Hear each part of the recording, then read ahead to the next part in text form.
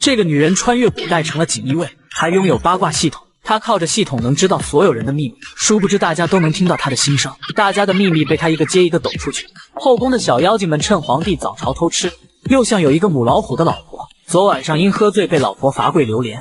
四亲王想要造反了，大家本以为皇帝会砍了他脑袋，结果皇帝非但没处死他，还让他升官加职，一跃成为了朝廷的。吾皇万岁万岁万万岁！每次上朝搞得祭祖似的，让这么多人又跪又拜，怪不得史上皇帝都活不过100岁，毕竟寿不减。太金殿里陷入诡异的沉默中。都2分钟过去，皇帝怎么还不叫我们起来？皇帝不会是又生气了吧？真是阴晴不定的家伙。众爱卿快平身。谢皇上。好困啊，都快中午了，怎么还不下朝？皇帝都不觉得累吗？就不担心耗光精力就应付不了后宫的小妖精们吗？小心后宫的小妖精们出去偷吃哦。不对，已经有人偷吃了。皇帝的头顶上早已一片绿油油。大殿里突然静了下来，皇帝的脸色铁青铁青的。国师竟然回京了，现在离京城不到50里路程。传说国师谪仙丹容颜冠绝天下，也不知道是不是真有这么好看。紧接着，皇帝与大臣们倾巢而出，以最快的速度冲向宫门。皇帝他们怎么突然跑出来了？这是要去哪里？你还发什么愣？国师大人回来了，皇上要亲自去迎接，还不快跟上保护皇上？国师是突然秘密回京的，皇帝是怎么知道的？锦衣卫传的消息嘛，消息也太灵通了。以后在皇帝的面前岂不是没有太多的秘密？那也太可怕了。确实太可怕了，只要有你在，这个世上不再有秘密。参见皇上。国师，你终于回来了，朕等你好苦啊！皇上，您这是？大前国的国人不欺我也，国师大人长得真的好俊美。国师，你听到有人在说话吗？皇上也听到了，这到底是怎么回事？我们到你的登新阁细说。国师，你刚才听到的话是一位小姑娘的心声。大半个月前，我微服出巡遇到刺客，幸好同时他被刺客所伤晕了过去。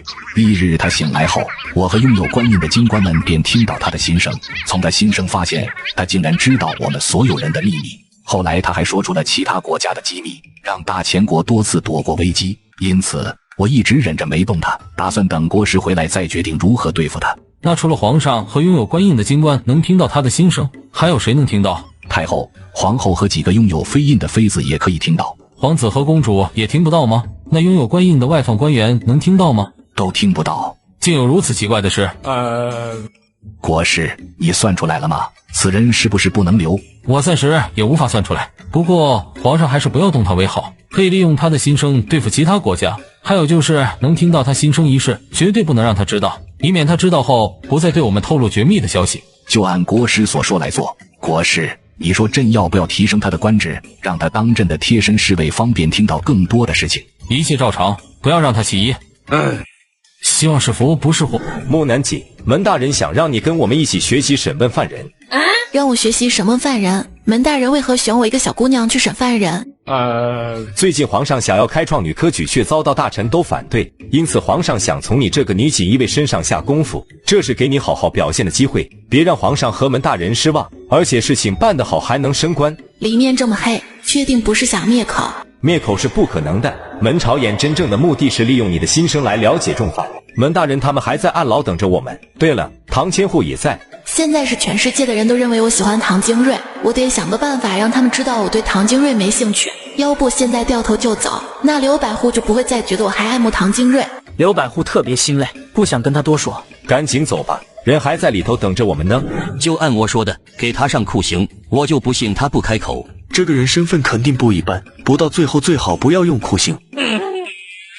唐金瑞，我官比你大，你应该听我的。我觉得金瑞说的对。唐金瑞说的对，唐金瑞说的对有屁用？他撬开那个人的嘴巴了吗？别忘了皇上给我们的时间已经不多，再问不出来罪犯的身份就要被降职，你们给我开门用刑就是。是。住手！唐金瑞，你是什么意思？我不希望大家滥用酷刑，这种做法与屈打成招没有区别，最后不仅会冤枉别人，造成许多冤案，时间长了还会给锦衣卫抹黑。来了。什么来了？刘百户和木南锦来了。你怎么来了？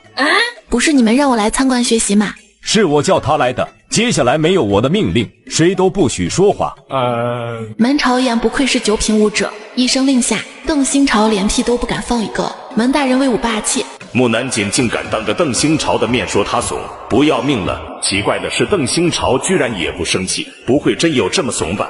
邓新朝气得牙都要咬碎了，他怕的可不是门朝言，而是怕木南锦注意到他掀他老底。你别再咳了，赶紧给我审犯人，审完我好回家补觉。龚修荣，你们商量好怎么撬开我的嘴巴了？龚修荣是谁啊？这么好看的一个男人，为什么会被关在锦衣卫的暗牢里？他这是犯了什么罪？不会是给皇帝戴绿帽了吧？我看看啊，龚修荣到底是谁？你错了，我们根本不需要撬开你的嘴巴，也能知道你的真实身份。那我拭目以待了。龚修荣，京城苑孝青楼的头牌小官。我去，这么美的男人竟然是午夜牛郎，简直是暴殄天物啊！还好是卖艺不卖身。不过锦衣卫为什么要捉一个鸭王？他骗钱了？不，原来是怀疑他是其他国家的细作才把他捉起来。可惜锦衣卫搞错了，他其实是东赵古国的皇帝与北韩古国圣女生下的孩子，也就是东赵古国的三皇子。因为不想争夺皇位，才会跑到大前国躲清闲，在京城里开启南妓院，也只是为方便打听各国的消息。小鸭王竟然还是一个宗师级别的武者，他被捉进来是故意输给锦衣卫的，为了躲避家人找到他，竟做到这一步，对自己也真是够狠的。今日到此为止，以后再带木丫头过来学习。是，木南锦，我们走。吃个包子填填肚子，要记住我的脸哦。以后我去孝青楼找小官，请看在我的包子的份上，别收我的钱。谢了。哎呦，男人骚起来根本就没有女人的事了。把修容公子放出来！你们是怎么查到我身份的？无可奉告。这个女人穿越古代成了锦衣卫，拥有着八卦系统，能看到皇宫里的八卦事件。殊不知大家都能听到自己的心声，大家的秘密被她一个接一个的被抖出去，就连皇帝的秘密也因为她被众人揭知。大家本以为皇帝会处死她，结果皇帝非但没处死她，还让她升官加职，一跃成为了朝廷的主人。木南锦，你好大的胆子，敢在当值时打瞌睡，你是不是不想干了？下班了，给国师送去。这不是公公做的事吗？怎么让我一个锦衣卫跑腿？你送完折子回都尉府领月俸。月俸我还没有，干满1个月就有月俸了。你上个月算是救驾有功，皇上决定奖励你。皇上是好人啊。对了，折子要送给谁来着？公生，这是送给风思南啊。那你早说啊，以后有这种好事一定要找我，又可以去看美男了。今天怎么这么早下朝了？原来皇上要去捉奸才匆匆退朝。是皇帝的八卦，我们爱听。官员们突然加快脚步，与木南锦一起同行。原来是给皇帝戴绿帽的送财人，因为耐不住寂寞，又嫌弃皇帝体力不行，才跟巡逻的侍卫搞上了。然后每天趁着皇帝早朝，就把侍卫叫到他宫里偷欢。之所以不被发现，是因为侍卫每次到送财人的宫里时，都装扮成太监的模样，再加上有许昭荣给他打掩护，才没有被人发现异常。居然是送财人偷吃，要赶紧远离宋家才行，否则会连累到我们。许昭荣竟然也给皇帝戴了绿帽，怪不得会帮宋才人打掩护，原来是想拖人下水陪他，才整是为勾引宋才人。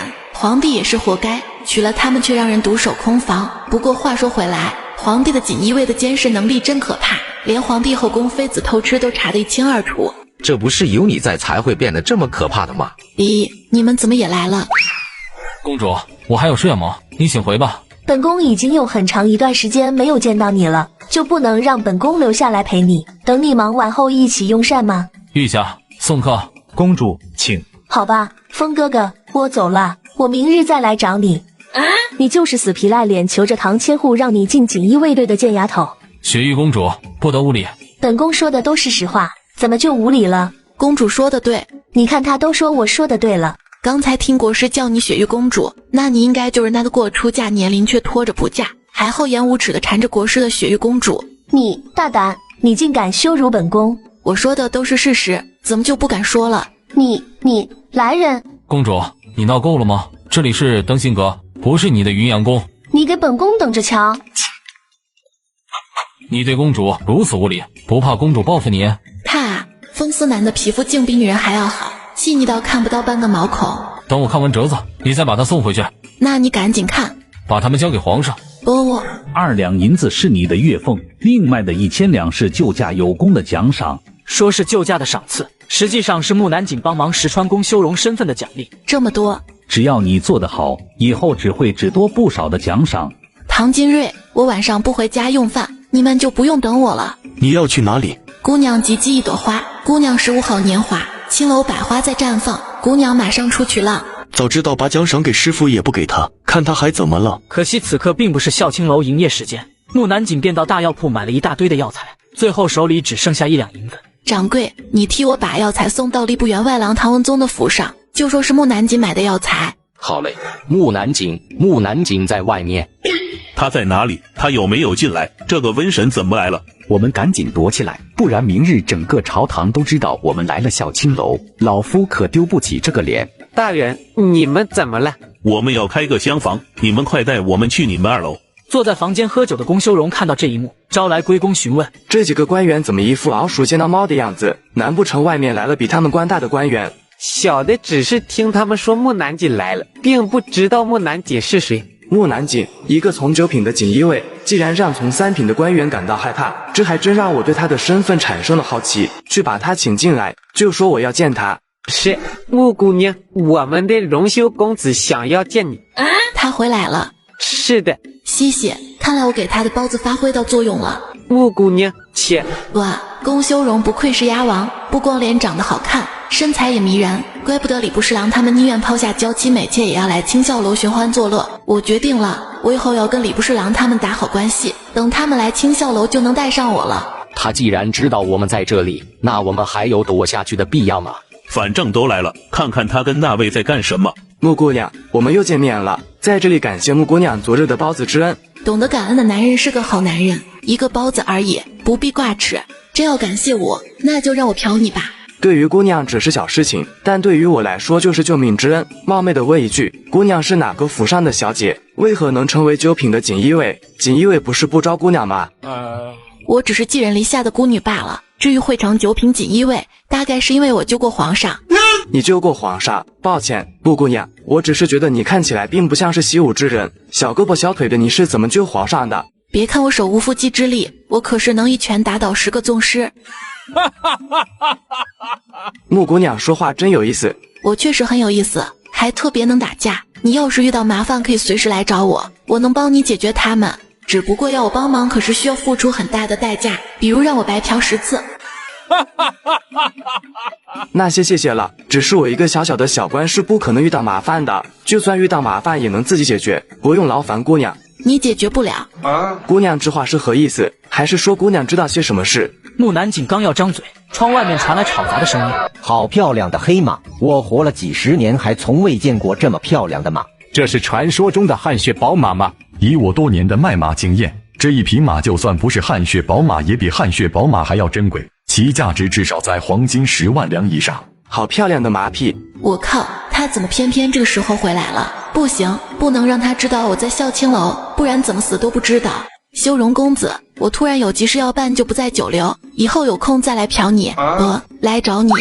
嫖我？这话亏你也敢说。这个女人穿越古代成了锦衣卫，拥有着八卦系统，能看到皇宫里的八卦事件。殊不知大家都能听到自己的心声，大家的秘密被她一个接一个的被抖出去，就连皇帝的秘密也因为她被众人皆知。大家本以为皇帝会处死她，结果皇帝非但没处死她，还让她升官加职，一跃成为了朝廷的宠。你不是说不回来吃晚膳吗？我办完事就回来了。办完事了？你的事办得还挺快的。确实办得有点快，本来是想在外面过夜拿下龚修容，谁知穆琴已回来打乱我的计划。楠，我给你带回了一匹黑马，你以后上下职再也不用走路。这是给我的？当然是给你的，我们家楠值得拥有最好的事物。这马真漂亮，师傅，我的礼物呢？你升8品武者了吗？没升8品也好意思要礼物？我肚子饿了，我们进去边吃边聊。木南锦回到自己房间，拿起几株不同的草药放在掌心上，再将灵力凝聚在手心。草药在灵力驱使下缓缓飞起，并急速旋转，一根根的草药慢慢的浓缩成3颗美容丹药。没有丹炉就是不方便，幸好这个世界也有修真者。虽然目前只见过国师一个修仙人，但找到丹炉量还是可以的。楠，我这一走不知道何时才能回来，但是可以向你保证，等我下次回来，你就再也不用留在唐家受委屈了。对了，想好给黑马取什么名字了吗？黑炭。这个名字就像一条狗的名字，一点都不配高大俊美的黑马。黑炭，好名字。它确实跟黑炭一样黑。好好保护她。我会的。去皇宫。木南景竟然会骑马，那糟了！木南景，你听我说，你的马太引人注目了，你最好不要骑这一匹马去皇宫，他有可能会给你招来祸事，唐家迟早会栽在他手里。各位爱卿，对朕开办女子国学的事情考虑的如何？皇上，古语有云，女子无才便是德。自古以来，女子只要负责端庄真淑、善良贤惠，在家从父，出嫁从夫，懂得相夫教子，孝敬公婆即可。有如此贤妻，家里才能和和美美。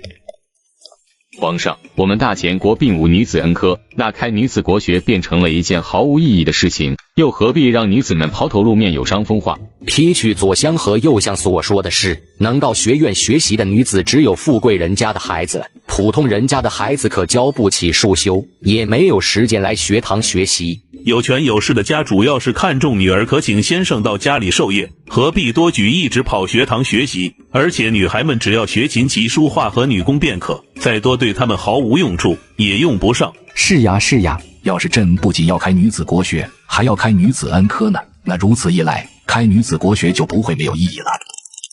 还请皇上三思。你们，我呸！一群迂腐的老头子，你们就是输不起，害怕女人强过你们才说女子无才便是德。就说左相家中的母老虎，昨晚上还因为喝醉酒被他罚跪在榴莲上，哼，这惩罚真是轻的。要是我就要他跪钉板，看他还敢不敢说女子无才便是德。我突然想起以前左相身上总是青一块紫一块的，他说是自己撞的，现在看来是被家里的母老虎打的，亏他还夸家里有个贤惠的好妻子。怪不得他很少邀请我们去他家做客，原来是怕我们知道家里有母老虎的事。家有母老虎，也难怪左相要反对开女子学堂。一个不识字的母老虎已凶悍无比，要是读书习有了知识，肯定能骑在他头上去。右相家中虽然没有母老虎，却是个宝妈男，事事顺从母亲的话，想反抗又不敢反抗，心里便堵得慌。再听到皇上要开女子学堂，心里就产生抗拒，害怕这个世上的女人会变成他母亲将男人控制手里。真不知这样的人是怎么当上右相的。还有征西大将，别看他人高马大，文官见了都害怕，实际上面对他老婆。皇上，征西大将军连忙打断木南锦的心声。臣有事要说。何事？臣认为左相和右相他们说的不对，女子看似弱小，在力道上是比不上男人，但是他们胆大心细，他们的毅力和机智与男人不分上下。如果有一天让他们上战场，我敢说他们的勇猛不输男人。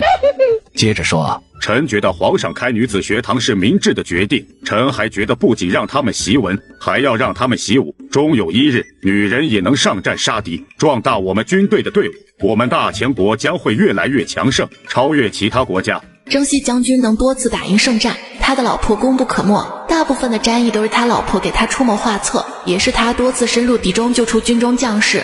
要是这个时候不支持皇帝开创女国学和女恩科，给自己的老婆谋个武官，就太对不起你老婆了。征西大将军愧疚的点点头，表示木南锦说的都是真的。郑爱卿下朝后来趟御书房，其他人呢？还有没有人支持朕的提议？不支持皇帝决定的人都是一群自以为比女人聪明能干的老匹夫。你们真有本事就去后宫住几天，看看娘娘们宫斗的手段，保证你会怀疑起自己的智商。你们要是加入宫斗，我敢用我的脑袋做担保，你们在后宫活不过3天。大臣们想起惨死在后宫的妃子们，以及活不过周岁的皇子们，就忍不住打了一个寒战。还是皇帝英明，没有轻视女性，大前国的女子有福了。皇帝万岁了！皇帝不过是一个普通人，是不可能活过万岁，还是叫皇帝500岁。只要国师能炼制长寿丹，就能让皇帝延年益寿。让女人识文断字明明是一件好事情，为什么搞得最不可述事的，居然还要思考这么长时间？你们就不想想，你们也是有女儿的人，尤其是家中没有儿子的大臣们，要是女儿能中举，是不是也可以代替儿子为家光宗耀祖？如果你们担心他们会嫁人，那就来个招婿啊！相信很多人愿意入赘你们家的。家中只有10个女儿的刑部尚书顿时眼睛一亮，激动走出来说：臣赞同皇上开办女子学院，也赞同皇上开创女子恩科。接着有不少的大臣站出来支持，就连一开始反对的左相和右相也犹犹豫豫地站了出来。退朝。这个女人穿越古代成了锦衣卫，拥有着八卦系统，能看到皇宫里的八卦事件。殊不知大家都能听到自己的心声，大家的秘密被她一个接一个的被抖出去，就连皇帝的秘密也因为她被众人揭知。难得在辰时前下朝，我要回家睡个天昏地暗。木南锦，他叫我准没好事，肯定又有去干七干八的，我才不去。木南锦，听不见，听不见，我听不见，我要假装听不见到底。木南锦，我有事找你。天天都说有事找我，我不在，锦衣卫就没人了。不管你有什么事找我，我都要跟你先说好。我一个手无缚鸡之力的人，除了知道在哪里领月凤外，其他都不会。当初到底是谁把他分到我手下的？这个人一定是跟我有仇。怎么不说话？是不是又没事了？要是没事，我就回去了。有事，这一件事情要是办得好，你的奖赏会比昨日还要多。有多少？这就看你能顺多少了。顺？这不是说话的地方，我们换个地方说。这么神秘，你要去哪里说？你跟我来。见过寿公公。见过刘大人。刘大人，太后想要见穆氏薇。刘百户赶紧给寿公公塞了一锭银子。请问寿公公，太后见木南锦是为了何事？是因为雪玉公主的事情，穆氏薇应该知道怎么回事。切，昨天说不过就找长辈来撑腰，公主的身份也不过如此。你到底对雪玉公主干了什么？我只不过说了大实话而已，放心，我不会有事的。真是瞌睡就给我送枕头，昨晚还想着要怎么赚钱，今天就有人送上门来了，真好，可以赚钱去了。穆氏薇，请在这里稍等片刻，奴才进去禀报医生。他来了吗？太后娘娘请他来，他不敢不从。让他在外面等着，等到我满意为止才让他进来。太后对谁都是平易近人，所以只要不要踩到她的底线，就不会随意惩罚谁。刀子嘴豆腐心的雪玉公主就是知道太后的品性才会找太后帮忙，所以她并不想过重的惩罚我，却又不想让我好过，才拿皇帝最敬重的女人来跟吓唬我，不然她早就找皇后惩治我了。对了，我可以假意用预言丹向雪玉公主赔礼道歉，等他们用过预言丹，知道预言丹的好处，就会花大价钱向我购买。谢谢，这种推销手段不错，我以后就能财源滚滚来了。真是一个妙人儿。皇祖母，您笑什么？就按你的意思，让他多等一会。木南锦，里面见太后怎么可以睡觉？抱歉，因为太害怕睡着了。谁会害怕到睡着的？我就是啊。你，雪玉，你让他进来参见太后。你可知哀家传你到永寿宫是为了何事？知道，这是给雪玉公主的赔礼。这是什么？预言丹。预言丹是药吗？这有何作用？如果雪玉公主吃了，皮肤会变得更嫩更白，如同婴儿般的肌肤吹弹可破。如果是太后吃了，会减少皱纹和白发，恢复30岁的模样。真有此奇效。我炼制的丹药效果定能让你们大吃一惊，公主可以试吃1颗便知是真是假。万一你给的是毒药怎么办？我与公主无怨无仇，为何要搭上全家人的性命毒害公主？你的丹药是怎么来的？我不能说。我对你的赔礼还算满意，你下次可不能对本宫如此无礼了。好了，你退下吧。小的告退。皇祖母，你说他的预言丹是真是假的？应该是真的，快去请院士过来。是。院士，你快看看这颗药有没有毒。是。微臣从药里闻到5种对肌肤有好处的草药，剩下的部分草药因与其他草药混合在一起，无法从味道辨别出是何草药，但可以肯定没有毒。那你知道这一颗药有何作用？微臣冒昧的问一下，这是何药？预言丹。预言丹？没有听说过，微臣也不知道它是何药。皇太后看出他是真的不知道，挥挥手示意他退下。皇祖母，院士也不知道丹药的效果怎么办？把丹药拿去给国师辨认，如果国师也不知道，就找人试吃。我去找国师。风哥哥，我有事找你。何事？皇祖母想请你帮忙看一看药瓶里装的是何药。是复颜丹。它叫复颜丹，不是叫预言丹吗？它有好几个名称，可效果只有一个，那就是可以恢复人的青春。真的能恢复人的青春？是的。这是谁给你的？是木南京给我的，就是昨日得罪我的锦衣卫，他说这是赔礼。木南锦，他竟然有丹药，他居然舍得把如此珍贵的东西送人。风哥哥，确定这药可以吃吗？可以吃，只是你如今还年轻，对你来说效果不是非常明显，而且丹药珍贵，你可以留在暮春之年后再吃。谢谢风哥哥提醒，我现在就拿回去给皇祖母服用。到底是什么事，竟然还要跑到密室来说，搞得神神秘秘的。你知道4亲王吗？4亲王，我只听过圣亲王、尊亲王、玉亲王和皇亲王、宝亲王、福亲王，他们就是没听过4亲王。大千国有4亲王嘛？我说的4亲王就是圣亲王、尊亲王、玉亲王和皇亲王4位亲王曾经一起助先帝打下江山之后，被封为亲王镇守其他城镇，直到先帝驾崩才回到京城。可在新帝登基后，他们又离开了。你提他们干什么？发现他们要造反？这是没有证据，不能乱说。还有，你说话能不能小声一点？被人听到了会杀头的。我们都在密室里，还怕人偷听？这里有人吗？而且我也没有说错，他们确实想要造反。这人啊，一旦拥有了权力，就想要更大的权力。如果他们不是造反，那你提他们干什么？不是想要调查他们吗？是要调查他们是不是要造反。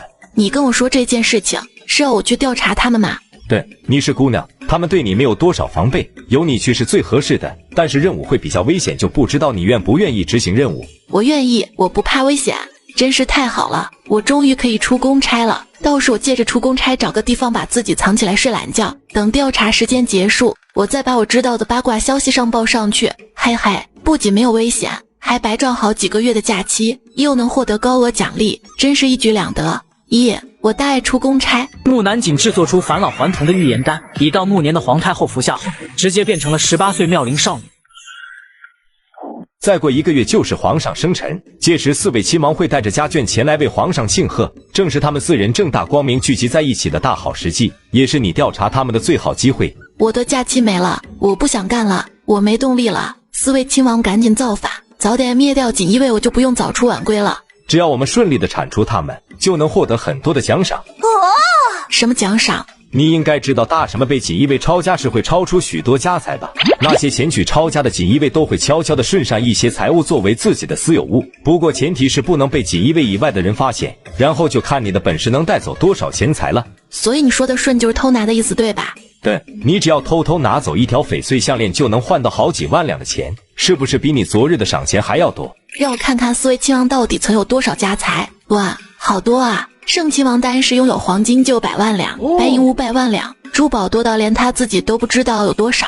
仅仅他一个人的财力就相当于1/3的国库，要是和其他亲王加起来，国库都没有他们多，真是好大一笔财富。这么多金银珠宝，只让我顺走一条翡翠项链，不行，我要想办法多顺一点。就凭出卖你的心声，想在无声无息下顺走更多的财宝，做梦去吧！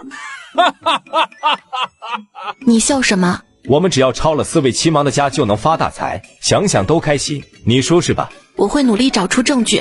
这是一个秘密的任务，谁也不能说，包括唐仙户，明白吗？怎么老是在我面前重点提到唐精锐？我像这么喜欢他的人吗？不行，我得找机会澄清自己。你还有什么事吗？没有事就去吃饭了。没事了。他答应了吗？有钱能使鬼推磨，你用钱收买他了？当然不是，他是听到抄家能顺着很多值钱的东西就同意了。木南锦这么缺钱吗？据我所知，姑父每月都会给他100两银子花销，只不过他舅舅经常外出不在家，他也不知道节制，给他的银子都被他买东西讨好我的家人，剩下的银钱都被我姑姑收走了。怪不得，既然他同意就行了，我们也能松口气。不好了，木南锦被御前侍卫捉走了。先吃口饭压压惊。都什么时候了，竟然还能这么淡定？我就想问问你是怎么做到的。戚大人，敢问木南锦犯了何事？唐大人，我们是奉命行事，并不知具体事情，真是抱歉。木南锦还只是一个小姑娘，还请戚大人帮忙照顾怡儿。只要我能帮忙就会帮忙，唐大人无需客气。那就先谢过了。你可知自己在皇上面前犯了何事？我没有犯事啊。都什么时候了，还吃？万一我被关到牢里就没得吃了。皇上，木南锦已经带到。木南锦，你到底给皇祖母吃了什么药？为何她一直腹痛泻不停，连太医都束手无策？她全身还冒出黑黑的污垢，不管怎么洗都洗不干净。吃丹药了，就是因为吃了你的药才变成这样的。要使皇祖母有个3长2短，本宫要你和唐家9族陪葬。我没有跟你们说吃药后期间会发生什么事吗？没有。怪不得我觉得少了什么事，原来是我没有提醒他们这件事啊。木南锦，到底怎么回事？从吃药到现在过去多长时间了？已有大半个时辰了。那差不多了，再等等就好了。见过皇上。国师，木无后他。皇上请放心，皇太后无碍，我们静等结果就是了。我的天呀！怎么了？里面发生何事？听声音不像坏事。嬷嬷，里面发生何事？好事，是大好事，说出来皇上一定不相信。太后娘娘她惠嬷嬷，先别说。是，我是不是该好好的想一想丹药要卖多少钱1颗了？这是皇祖母。你是母后？不是哀家还能有谁？难道你忘记哀家年轻时的模样了？木丫头，你过来。见过太后。丹药的药效非常好，虽然吃了之后令哀家腹痛难耐，可是更衣后浑身轻松，仿若不止面容变年轻了，就连身体也恢复年轻时的生气勃勃。您说的这些是因为丹药在帮你排出体内杂质和病灶，使您的身体也跟着变年轻，不然只有脸变年轻，身体却如老人孱弱，又有何意义？这真的是预言丹的效果，太不可思议了！皇祖母，你如今比我母后还要年轻了。木丫头，哀家还有一个疑惑，如今哀家变年轻了，那又会在何时老去？药的效果能维持几年呢？太后请放心，您不会迅速衰老，只会跟以前一样一年一年慢慢老去。但如果您的寿命早已天注定，并不会因为您变年轻就不会死去。原来如此，穆侍卫，你还有预言丹吗？有，现在可要万金一颗了。这么贵？我的丹药可是万金难求，当然要万金一颗。最后误会解除，木南锦被无罪释放，皇太后也给予木南锦厚重的奖赏。唐家强行给木南锦相亲，这是想把他往火坑里推啊！木南锦一气之下直接搬出了唐家。唐家众人得知木南锦拥有价值连城的仙丹后，大腿都拍肿。楠楠，姑娘嫁到你这个年纪就该说亲了。你舅舅是个大男人，也是一个大粗人，常年在外不说，也不方便跟你个姑娘家说这些事情。你舅母就替你舅舅做主，给你挑了几户人家。你放心，我们挑的人都能配得上你九品锦衣卫的身份，绝对不会委屈你的。你要不要看看？你们知道你们在干什么吗？你们知不知道不经姑父的同意把木南锦嫁出去，等她回来会发生多可怕的事情？以姑父对木南锦疼爱的程度，他举刀杀了我们都有可能。你姑姑是经过你姑父同意才这么做的？姑姑经过姑父同意。是的，他还说相中后就等你姑父回来再成亲。原来是说亲啊！夫人给我挑了哪几户人家？我给你挑了5户人家。这一位是监察御史的小公子，今年刚行过籍贯之礼。他不仅是个举人，还是国学院的夫子，不管是才学或是人品都是1等1的好。确实好，每天都跑去喝花酒，还打赏特别大方，不到半个月就花掉所有工资。这样的男人怎么养家糊口？呵呵，还真是给我介绍了一个好的相亲对象。我帮你挑的人当然好。这个是长兴县的县令，比之前夫子年长几岁，虽曾娶过妻子，可是他妻子在难产时去世了，如今家中只剩下他一个人。你要是嫁过去就是当家夫人，在长兴县没有人敢欺负你或是说你的不是。是啊，没有人欺负我，这应该说是除县令以外的人吧。前一任的县令夫人不就被县令打到早产后难产死掉的？长兴县的县令就是一个变态，前几任的老婆就是被他打死的，只不过他是县令，没人敢调查他，大家就当他老婆们意外死去的。这画册里的人是舅母挑选过的。是呀，你舅母帮你的挑的人绝对不会差。看来唐家是真的容不下我了，是时候搬出唐家了。我舅舅在离开前曾承诺过会找一个比唐金瑞还要好的男人当我夫婿。夫人，你觉得这些人比你儿子还好吗？他们怎么可能比得过我的儿子？既然如此，你还把他们介绍给我。你也不看看你是什么身份，也敢妄想嫁给比金瑞还要好的男人？你做梦去吧！哼！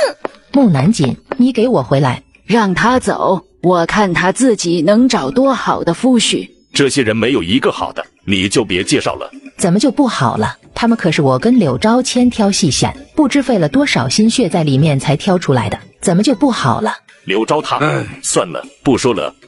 姑姑怎么回事？他怎么把木南锦往火坑里推？大人的事情你就别管了。我方才进宫时听到宫女太监们说皇太后吃了仙丹恢复年轻时候的模样，事情到底是真是假？这是千真万确，我女儿亲眼目睹了太后变年轻的模样。今日一早，刻意派宫女在宫门等我进宫，向我告知了此事，说太后不仅变年轻了，身体也恢复健康。宫女还说仙丹是木南锦献给太后和公主的，如今宫里的妃子们都想买到仙丹，可是一颗仙丹就要1万金。什么1万金？各位大人为何都看着我？是不是发生什么事？员外郎，姚大人，您找下官何事？如今文武百官都知晓此事，你还揣着明白装糊涂啊！恕下官愚钝，下官真的不知道姚大人指的是何事。姚大人，唐大人刚入朝房，应该还不知道我们讨论的事情。既然如此，那我就直言问一句，员外郎，你们家给太后的仙丹能不能再便宜一点？什么仙丹？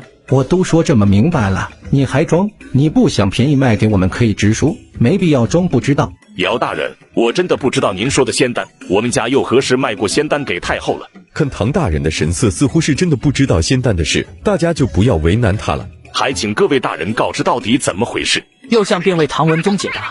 木南锦赠与太后仙丹，令太后恢复青春容貌。他还说仙丹卖1万斤一克，1万斤啊，卖了整个唐家都不止1万斤。下官真的不知道木南锦有恢复青春的仙丹，如果下官知道他有丹药，会在第一时间求他给家中长辈服用，家中两老现今也不至于年老多病。我见过唐大人的父母，他们的容貌已过花甲之年，请各位大人莫急，等下官回去问清楚，再给大家一个满意的答复。那就拜托唐大人了。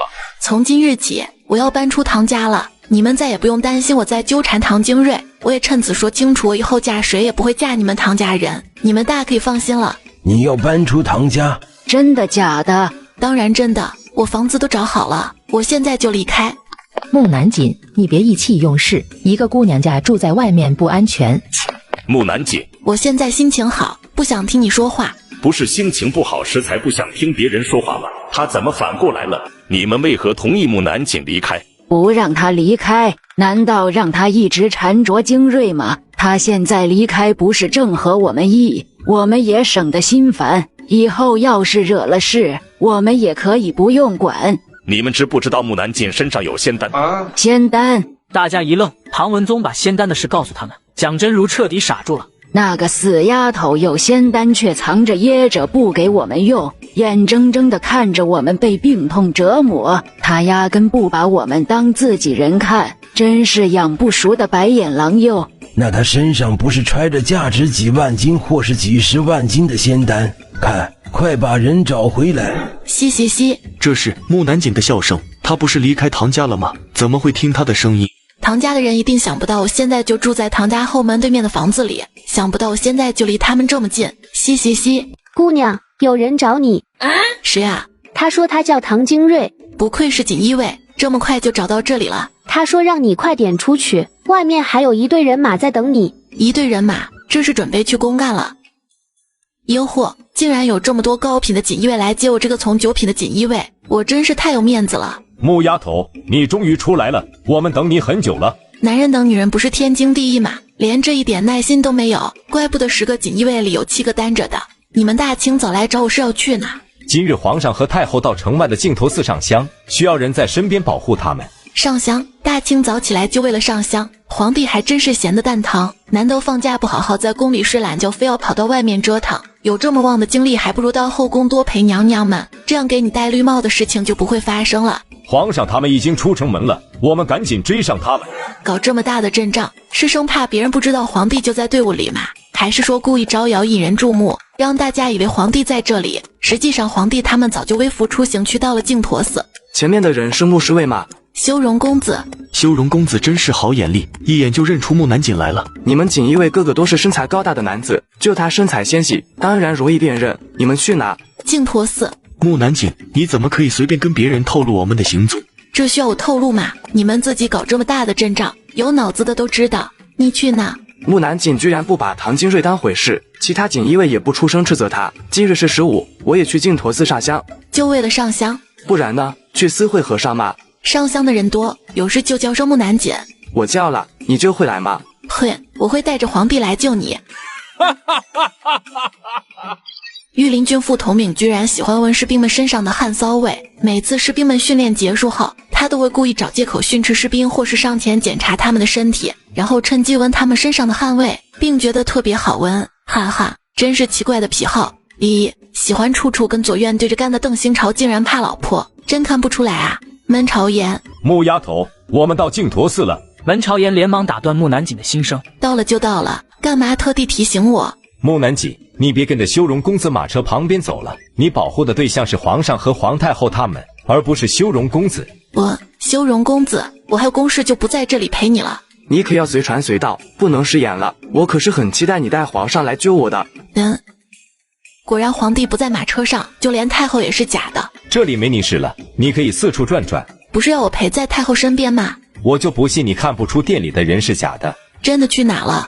他们伪装成百姓的模样混在香客里面，我也不知道他们在哪里，只能靠你自己去找。哈哈，要我来陪人还要我去找人？行，我就假装四处找人的样子到寺里的其他地方逛逛，不然也太对不起我一大早爬起来跑来净陀寺。谢谢。至于皇帝他们就好好等着吧，等刺客引起骚动，我就知道他们在哪里。不对啊，皇帝他们伪装成老百姓的模样，要我一个锦衣卫去陪他们，岂不是会暴露他们的身份？他们装成老百姓也就毫无意义了。也就是说他们不是真的要我来陪他们的，那他们要我来干嘛？看不得我太闲嘛，真够缺德的。你听听这是什么话？我们叫他出来还有错了，我就说不该带他来，带他来就是破坏性质的，还会有可能被他活活气死。带他来也不全是坏事，至少他让我们一整路都是开开心心的，令我们放松的心情，也达到我们到外面散心的目的。这倒是真是一个让人又爱又恨的小丫头。既然皇帝缺德，那就不要怪我无义，可别怪我不告诉你们寺里的和尚都是刺客伪装的。大爷的，怎么不早点说？来到这里才说，是不是太晚了一点？不过话说回来，我就算说出来，他们也不会相信，我反而无法解释是怎么知道这件事的。他们要是把我当成刺客捉起来，那才麻烦大了，所以我也不算不义。不，你说出来，我们绝对信。我们要是马上撤离，会引起刺客怀疑，还会让寺里的百姓们跟着受难，也有可能令皇上遇到危险。那怎么办？皇上他们应该也听到木南锦说的话，他们会找机会离开净陀寺，而且有国师他们暗中保护皇上，皇上他们应该不会有事。那就先维持原状。木南锦看到龚修容随着一名中年男子走进和尚们住的院子。龚修容，对方可是要杀你的，你怎么就这么轻易相信对方，跟对方走了？虽说对方只是九品武者，武力没有你这个宗师高，可是他背后还有一个九品武王的杀手和一个连我也不知道是什么级别的刺客，你这么进去必死无疑。这里竟然有武王，武王可是比宗师高一大境界，整个大秦国里也只有2个武王，其中一个一品武王正暗中保护皇帝。话说回来，他们要杀龚修容和皇帝我能理解，毕竟一个是皇子，另一个是皇帝，2个都是容易招惹仇人，可为什么也要杀我啊？我不过是一个小小的9品锦衣卫，心实话也不多，也不跟别人交际，我怎么就得罪别人，还让人不惜重金请杀手杀掉我？你是话不多，但心里话却不少，还特么爱揭人短，要不是皇上护着，早就不知道死多少万次了。杀人了，杀人了！国师，皇上带太后先离开这里。好，你也要小心。怕是走不了了。快走！他怎么会在这里？他飞过来的时候被我接住了。好巧，我们又见面了。只是这一次见面方式有点特别。我没有喊你救我，你怎么就出现了？我也不想的，你都没有求我救人就把你救了，实在太失身份。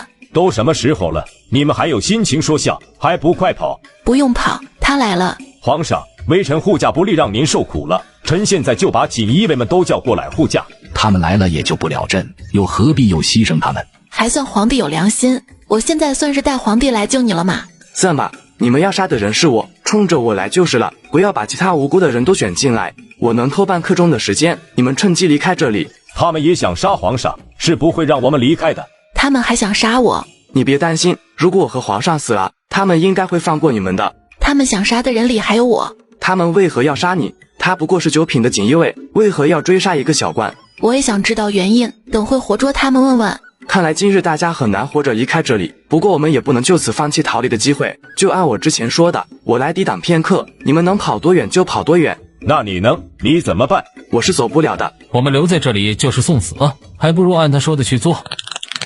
你怎么还不走？我在这里陪你，皇帝他们不在，我就好动手了。我要是把对方打跑，是不是算救了皇帝和太后？那回去应该有赏吧？可是他们都跑了，还怎么看到我打跑敌人？没有人能给我证明，又哪来的赏？失策了，不应该让他们走的，应该留下一个人给我作证的。也不对，要是让他们知道我这么能干架，那麻烦才大呢。以后什么都叫我挡前面，岂不是亏大了？木南锦呢？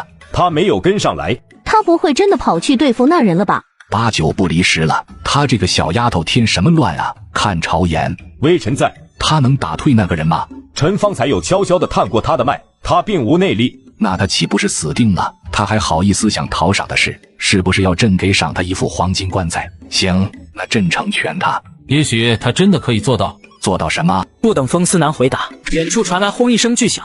木南锦见皇帝他们回来了，赶紧假装受伤的模样，倒向龚修容。你怎么了？受伤了？皇上他们回来了。刺客呢？我们和突然冒出来一个高手联手一起把他打跑了。这是不想让人知道他的实力吗？那位高手呢？可能是追刺客去了。可知那位高手是谁？对方蒙着脸，不知是谁。各位大哥，你们这么多双眼睛，没有看到我受伤吗？虽然我是装出来的，你们也好歹看看我，关心关心我啊！要不是我打跑刺客，你们有命站在这里聊天。木丫头，你看起来很虚弱，是不是受伤了？回太后，我只是受了一点内伤，无碍。快打赏我，快打赏我一些大，不要让我补补身体。我宫里有株千年人参，等回去就派人送到你府上给你补补身体。千年人参，1000年的还是2000年的？低于5000年的人参在我面前可不够看的。对了，还有一株千年灵芝，对身体也非常好，一并送到你府上。我想什么就来什么，太后真是太善解人意了，我就勉强收下吧。太后的赏赐太贵重了。方才如此危险，你却愿意为我们拖住刺客，让我们逃生。比起你的牺牲，我送的东西都不算什么。那我就先谢过太后了。皇帝老儿，你妈都有表示了，你这个大儿子就不能机灵点，也跟着一并打赏吗？算了，还是别指望皇帝给我打赏了。皇帝向来喜欢赏升官，他那一套在我这里可行不通。俗话说得好，官越大责任越大，所以我不喜欢升官，我只喜欢躺着就能领月俸过日子。穆侍卫，你救驾有功，朕决定。你要是敢说升官，我立马替刺客解决你。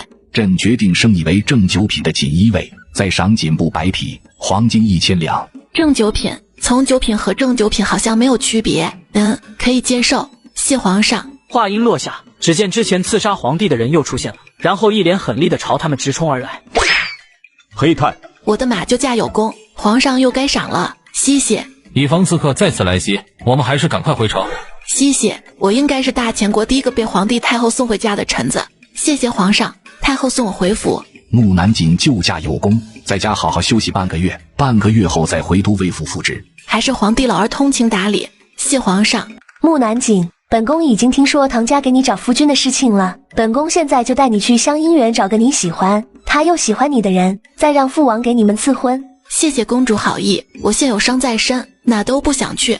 你脸色红润，还特别有精神，哪里像是受伤的样子？你分明就是不想跟本宫去。知道就好，又何必说出来？只是去看看，又不是要你马上成亲，你怕什么？就算不相姻缘，你也可以当去游玩啊。玩？去哪玩？本宫在宝殿湖举办了花卉，邀请各府的小姐和青年才俊一同赏花游湖。对了，本宫还请京城里所有的花魁来助兴，保证你玩得开心，舍得不离开。那还等什么？我们现在就走。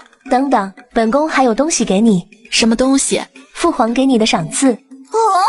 皇上不是已经赏过了吗？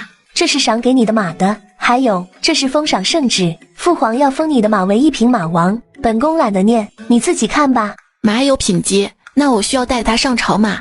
当然不用上朝，只不过以后谁敢动你的马或是对它不敬都要杀头的。这还算有一点用处。现在可以走了吗？我不就是10天没有出门，街道变化就这么大了，这是准备过大节吗？你不会不知道再过半个月就是父皇的生辰吧？我知道，只是忘了，都是有闲日子误我。原本父皇不想铺张浪费，可今年来给父皇庆贺的人不止4皇叔公他们要来，就连周围的国家也会派使者过来为父皇庆贺。4亲王进京了吗？本宫听皇祖母说4位皇叔公要过2日才进京。讨厌鬼来了，他是荣越郡主。就是从小到大什么都要跟你争的荣越郡主。对，本宫最讨厌他跟我争锋哥哥。你是怎么知道我们之间的事情的？当然是八卦新闻上看到的。他怎么来了？本宫有这么可怕吗？怎么都不过来了？我怎么觉得他们好像怕的人是我？我就一个小小锦衣卫有什么好怕的？就算有唐金瑞他们撑腰，他们也不可能怕我的。应该是我的错觉。不，你不是错觉，我们真的很怕你，怕你揭我们的秘密。哇，宫修容也来了，今天终于能光明正大的嫖他了。木南锦，你觉得是荣越郡主美，还是花魁比较美？花魁。本宫也觉得是花魁。可恶，竟然拿身份尊贵的我跟婊子比容貌，实在欺人太甚。雪玉公主，要是皇后知道你举办的花卉是跟阿杂之人厮混一起，你觉得皇后会怎么处罚你？荣越郡主，你除了会用本宫母后来压本宫之外，你还会什么？还有就是你说本宫跟阿杂之人厮混一起，你现出现在本宫画舫上就不是跟阿杂之人厮混了。我不跟你说他是谁，为何见到我都不知道起来行礼？是本宫允许他不用跟这里的所有人行礼的。怎么，荣越郡主想要违抗本宫的命令？大皇子来了，我们去找大表哥。讨厌鬼终于走了，不过真是奇怪，大皇兄怎么会来这里？大皇子来了，大家是否跟我一起去见大皇子？大皇子来了，当然要上前拜见。大皇子可是想要争夺太子之位的人，贵公子们也敢与他亲近，想死吗？还是想被抄家？而且荣越郡主也不是你们能娶到的媳妇儿，因为她愿望是嫁给皇子们当皇后。还有啊，皇帝主义的太子人选并不是大皇子，大皇子虽为长兄，却不是嫡子，皇帝是不可能立一个庶子为太子的。要是谁跟大皇子走得近，或是帮大皇子做事，只会让皇帝不喜。哎呀，我不太舒服，郡主，抱歉，我恐怕不能陪你去见大皇子了。要帮你找大夫吗？不用，我走了。郡主，我忽然想起家中还有事情，今日就不陪你了。各位贵女和公子们，接下来是抛绣球游戏，谁能接到绣球就能到我们画舫上尽情游玩。本宫好像没有教他们搞这个抛绣球的游戏啊，不过听起来挺好玩的，就不知道谁能接到绣球。那个人一定是我。你就这么想上花魁的画舫吗？你可是姑娘家，你要是上去了会对你闺誉受损，以后娶你的人就更少了，那些公子也不会再看你一眼。愿意娶我的，哪怕我杀人放火，他都会愿意娶我。不愿意娶我的人，我就算跪着求他，他也不会看我一眼。恭喜这位贵女接到绣球，这一杯酒是为了感谢木姑娘的救命之恩。当时刺客也想要杀我，我赶跑刺客等于在自救，你不必谢我。那也算是救了我。这一次邀请木姑娘，除了道谢之外，就是跟木姑娘辞行的。辞行？岂不是以后没有美男看了？是的，我家里可能出了一点事，需要回家看看。有话直说。路途遥远，有可能还会遇上。你是不是担心还会遇到刺客，想要我送你回家？我是不可能离开大前国的，至少目前不行。是我唐突了。有他在，就算遇到那天的刺客，他也不能拿你怎么办？木姑娘，太谢谢你了，我都不知道要怎么感谢你才好。对了，既然我要离开大前国了，那有些东西是无法走的，孝青楼就赠给姑娘吧。另外还有2家青楼也一并送给你。等下了船，我派人把青楼的地契和卖身契送到姑娘府上，还会留几个人帮助姑娘。你把你身边亲近之人的名字以及你仇人的名字写给我。好的。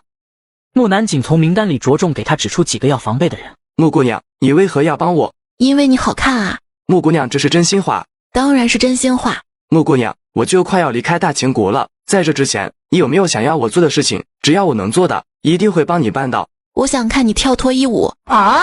老邓同志瞪我干嘛？他是不是在家被老婆修理了？还瞪，小心我到你老婆面前说你到青楼喝花酒，让你老婆罚你跪钉板，看你怕不怕？木南锦，见过邓大人，你跟我到右院走一趟。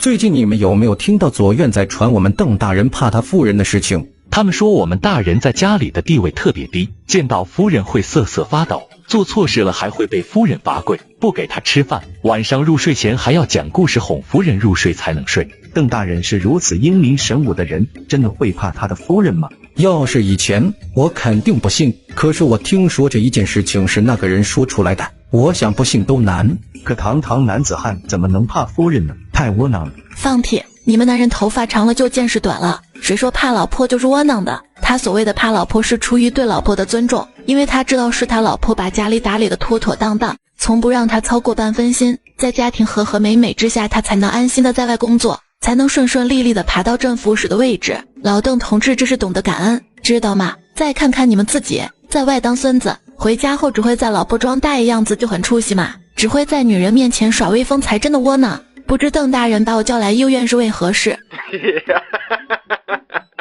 本来是因为他乱嚼舌根的事情要好好惩罚他的，可方才他的心声却又令我非常满意。大人，大魏国和大陈国的使者队伍离京城已不到50里的路程，我们是不是该到城门口迎接了？方才还想着要怎么解释，现在借口就送上来了。你下去安排，我随后就到。你跟我一起去迎接使者。老邓同志是不是忘了我不是幽院的人？放个长假就懒惰了，都快辰时了还不来报道，等他来了一定要好好罚他。刘大人，何事？木南锦被邓大人带去迎接使者了，在家待了半个月都忘记自己是左院的人了。周大人，周大人，你何时与穆侍卫如此熟人？下官与穆侍卫一点都不熟，这是他头一回与下官说话，只是跟礼部右侍郎打了一个招呼，他应该能记住我吧？为何要你记住他？下官真的不知。记不住也没关系，以后多在他面前多刷存在的，刷到他记住我为止。等我们关系进一步的时候，谢谢你们。木南锦，求你了，不要再说让人误会的话了。木南锦，你与礼部右侍郎很熟吗？不熟。邓大人，四亲王进京了吗？没有，怎么了？怪不得刘百户没有来找我。四亲王没有来，他们的儿子来了。恭迎大陈国四皇子、大魏国五皇子来到我们的大前国作家。我们已经在国邸为你们准备好了酒菜，为你们洗茶。大魏国的五皇子是大魏国皇帝身边的暗卫伪装的，真正的五皇子是暗卫身后年轻侍卫。哇，暗卫是五品宗师，还是一个用毒高手。这次来是想毒害皇帝和国师的。大陈国的四皇子虽没有伪装，却带了大陈国最美公主来和亲。这位公主可不得了，天生媚体，只要看她一眼就会被她深深吸引，与她结合的人更是会欲仙欲死，还会让人欲不能拔，最后会让人上瘾离不开她。皇帝老儿是在用命过生辰啊！幸好皇帝不好美色，大陈国皇帝打错主意了。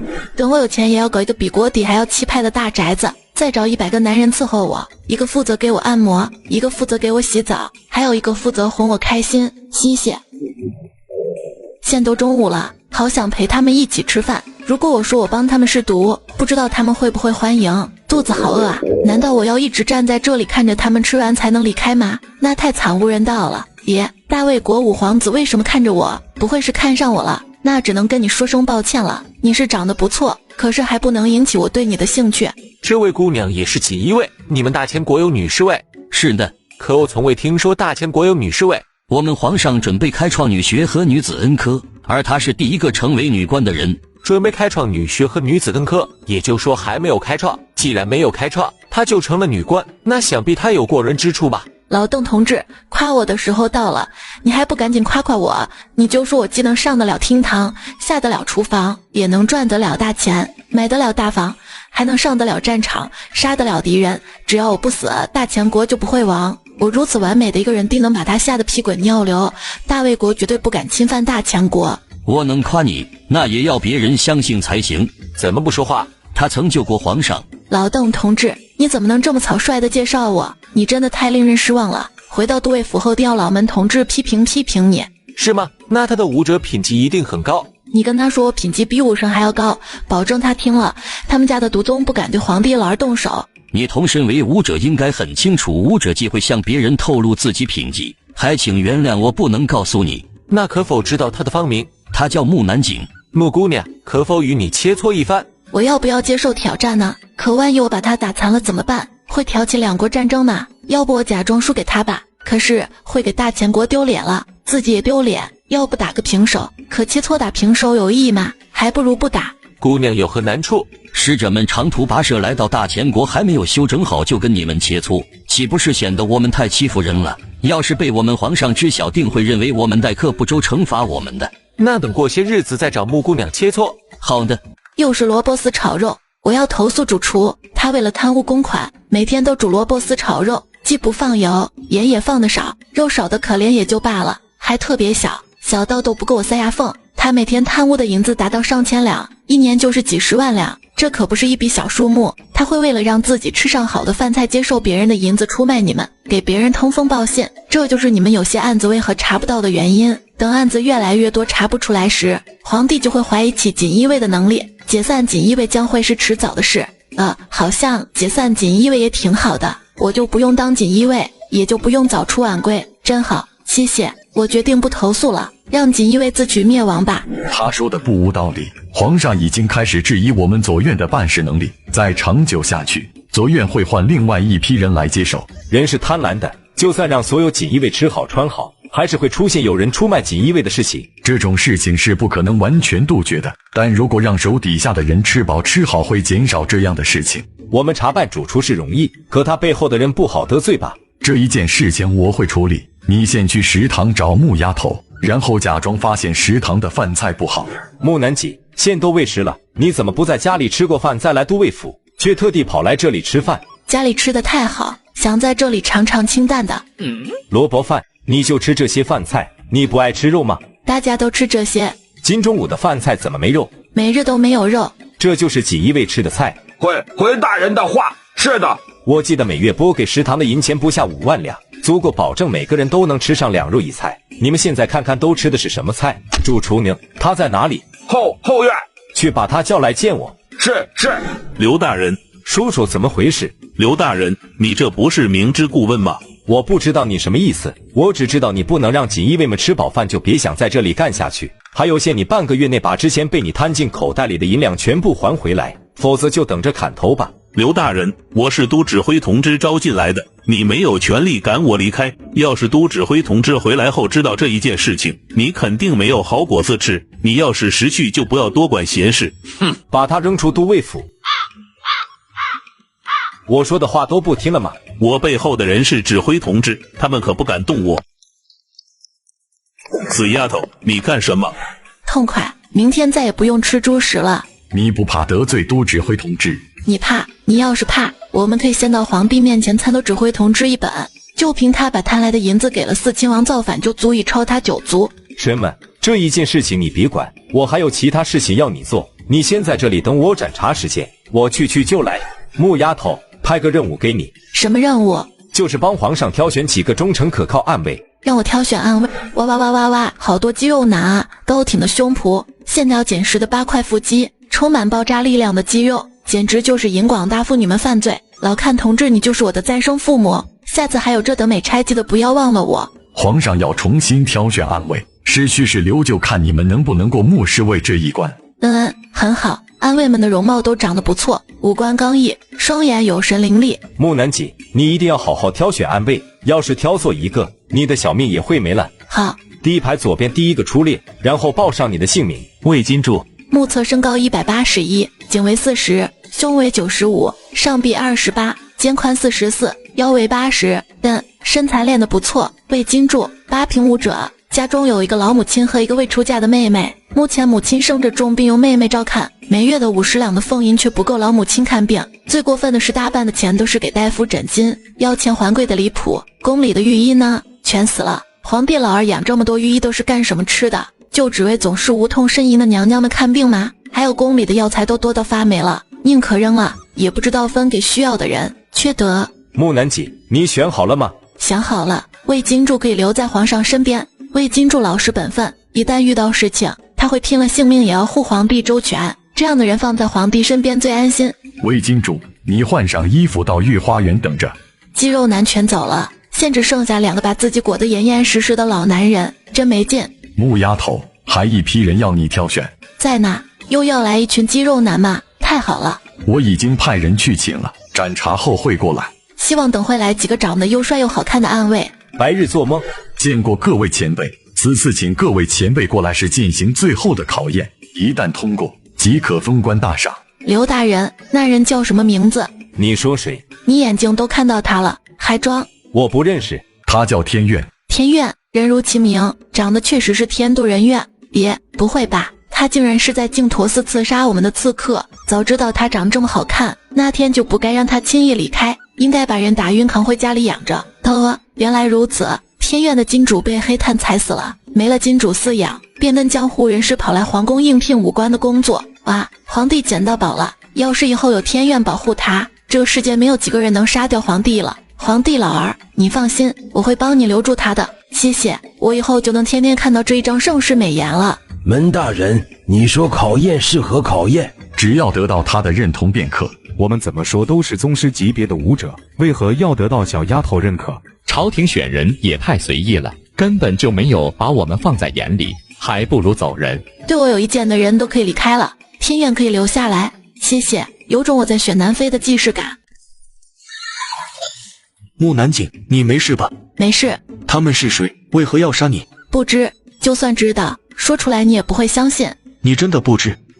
我要说是你姑姑要我的命，你会相信吗？这确实不太相信。木南景都搬出唐家了，姑姑为何还不放过木南景？姑姑真的有这么恨木南景吗？你确定真的是你姑姑干的？木南景的心声是这么说的。那就是没有证据证明是你姑姑干的，那我也不好特地跑去质问她事情的真相，而且以她的性子定不会承认此事，反而让我们两兄妹闹僵。我想派人监视姑姑，爹爹觉得如何？总要给你姑父一个交代。天苑大帅锅，你在哪里呀？奇怪，不见他人的，难道他今天还没上班？我靠，我忘记皇帝老儿挑选的是暗卫，暗卫是要躲在暗处保护皇帝，是不可能让其他人发现他存在的。那我以后岂不是见不到他了？我失策啊！我现在后悔还来得及吗？难道满朝文武真的能听到木南锦的心声？天怨思考片刻，决定试探他。是天怨大帅哥。木南锦，你可认出我是谁？你是天怨？废话，是我收你当暗卫的，又怎么会认不出你是谁？我说的不是姓名，而是身份。身份？什么身份？难道他说的是刺客的事？如果说是这事，那我该不该承认已经认出他了？他果然知道我是谁。我现在每天天没亮就要跟太金殿里那群秃头老头们一起上朝就够可怜了，现在就指望能多看看帅哥可以洗洗眼睛。要是他因为我认出他不干了，那岂不是失去很多乐趣？不能承认，绝对不能承认。我们昨日才相识，我又怎知你的身份？这人是真的会心生外放。他一直看着我不出声，是不相信我说的话，还是看上我了？就这么走了，他相信我说的话了。收买他刺杀皇帝和收买他刺杀我的人不是同一个金主，所以天怨不会再刺杀皇帝了，但不代表不会杀我，所以他今晚还会来刺杀我吗？他竟然知道我要杀他，可他是怎么知道的？又为何明知道我会杀他的情况下又把我留下来？是想在眼皮底下监视我？他要是不来杀我，那我昨晚在房间和院子里布下的陷阱岂不是用不上了？本来还想着活捉他来代替龚修容在孝清楼当一天头牌吸引客源的，现在看来算盘是要落空了。自从龚修容离开后，孝清楼的收入少了30%。退朝？也不是刚上朝吗？还没聊几句就下朝了，上朝都这么儿戏的吗？木南锦不回堂价，预言丹也不会降价便宜卖。你们都看到了，他不会因为我是他亲人就会便宜卖我丹药。你没事吧？没事，送个饭能有什么事？你这是干什么？刚被人舔了一下手背，敢吃我的豆腐，看我下次怎么弄你。当然，如果对方长得帅就留他一命，然后让他对我负责。方才右院的邓大人找了看大人要人，聪明利器，你就跟着邓大人身边，等各国使臣离开再回左院。是谁派我去给犯人送饭的？门大人。你先去找门大人。找门大人做事？你去找他就知道了。何事？木南锦要我来找你的。你官袍怎么回事？我官袍啊，着火了。这火到底怎么回事？怎么连水都灭不了？快去找国师啊！这一股紫色火焰到底是怎么回事？它怎么会烧你身上的官袍？我也不知道它为何会出现在我的身上。那你可有接触过什么奇怪的东西？没有，我下朝后直接回都尉府，然后就在文书房里办公。吃过午时后，我便去牢门口等木南锦。我想起来了，木南锦用我的官服擦过手。他为何要用你的官服擦手？刘百户把方才的事说了一遍。你是说木南锦被牢里的人舔过手背？对，应该就是粘在木南锦手背上的东西在作祟。那为何木南锦没事，他又为何让我来找你？他没事，说明他不是一个普通人。至于为何让你来找我，大概是因为我把这么危险任务交给她一个小姑娘去办，才会故意让我看一看到的牢位犯下差。这小丫头挺狠的，也不怕紫色火焰烧到我身上，把我的整个人都烧没了。她应该是有把握伤不到你才这么做的。门大人，舔木南锦手背的人到底是谁？为何会有如此可怕的火焰？对方要有如此大的本事，我们根本就关不住他，他也没道理会被乖乖的关在地牢里才是。我只知道地牢里关着6个怪人，他们非常的危险，经常有狱卒在送饭时死在他们手里。我不想再看到有人死在里面，就想着让木南锦去试一试。我觉得木南锦既然能对付连国师都应付不了的人，那他应该也能应付6个怪人，而且他知道很多我们不知道的事情，由他送饭再适合不过。如今看来我的选他去送饭是对，只可惜他只送了1次牢饭就要借给右院的人，我不放心他跟邓新朝在一起。你明日跟着邓新朝他们替我看着他。我觉得只要跟他待1天命都会短半年，都是被他气的。木南锦和邻国的五皇子切磋武艺，将五皇子打废，险些引起2国战争。邓大人，你们来了，我们正在比武，你们要不要跟我们也比一比？正好我想看看木姑娘的武艺如何。你愿意跟他们切磋吗？不是说自己比武神还厉害吗？我倒要看看你敢不敢答应。我可以吗？我要是把对方打伤打残没关系吧？之前不是很嫌弃我吗？这个时候就想到我了。怎么不说话？有这么难回答我吗？你直接说是要打赢、打平还是打输就行了，我可以按你要求来的。为何要问他？刘大人是木南锦的统领，做任何事情之前需要经他同意。了，原来如此。大人，穆侍卫是我们皇上重视的臣子，凡事都需要经过皇上同意，我才敢做决定。皇帝重视的臣子，这牛皮吹得够大的。皇帝要是重视我，就不会只给我9品官了。是你自己不要封赏的，还好意思说皇上？那就麻烦2位大人派人询问你们的皇帝是否同意我们比武。邓清朝也不好拒绝，只好派人去问皇帝。本以为皇帝会拒绝，谁知皇帝竟然同意了。完了，木南景死定了。皇上是不是想借其他国家使臣的手杀掉木南景，以免他以后再透露再多的消息？你还是担心其他4国的使臣吧？要是木南景把他们弄死了，4国就有借口找大前国的麻烦了。怎么打？到底打赢打输还是打平？保住性命就好。好，我会留他们一命的。我不是这个意思，我是让你保住自己的命。在下北约想邀请木姑娘上场一战。我上场了。你记得下手轻点。你这话是不是说反了？你懂个屁！小丫头，你放心，我已经派人去请御医了，绝对不会有事的。你吩咐御医多带点内伤料过来。我已经吩咐过了，我还派人到你府上把太后赏你的人参和灵芝都送过来。有这些药在，定能保住一口气。这药不应该由皇上出吗？还要我倒贴补药，太血亏了。都是关人命了，你还有什么舍不得？是人重要，还是药重要？我行了，别搞得生死离别似的，让大魏国的侍卫久等了。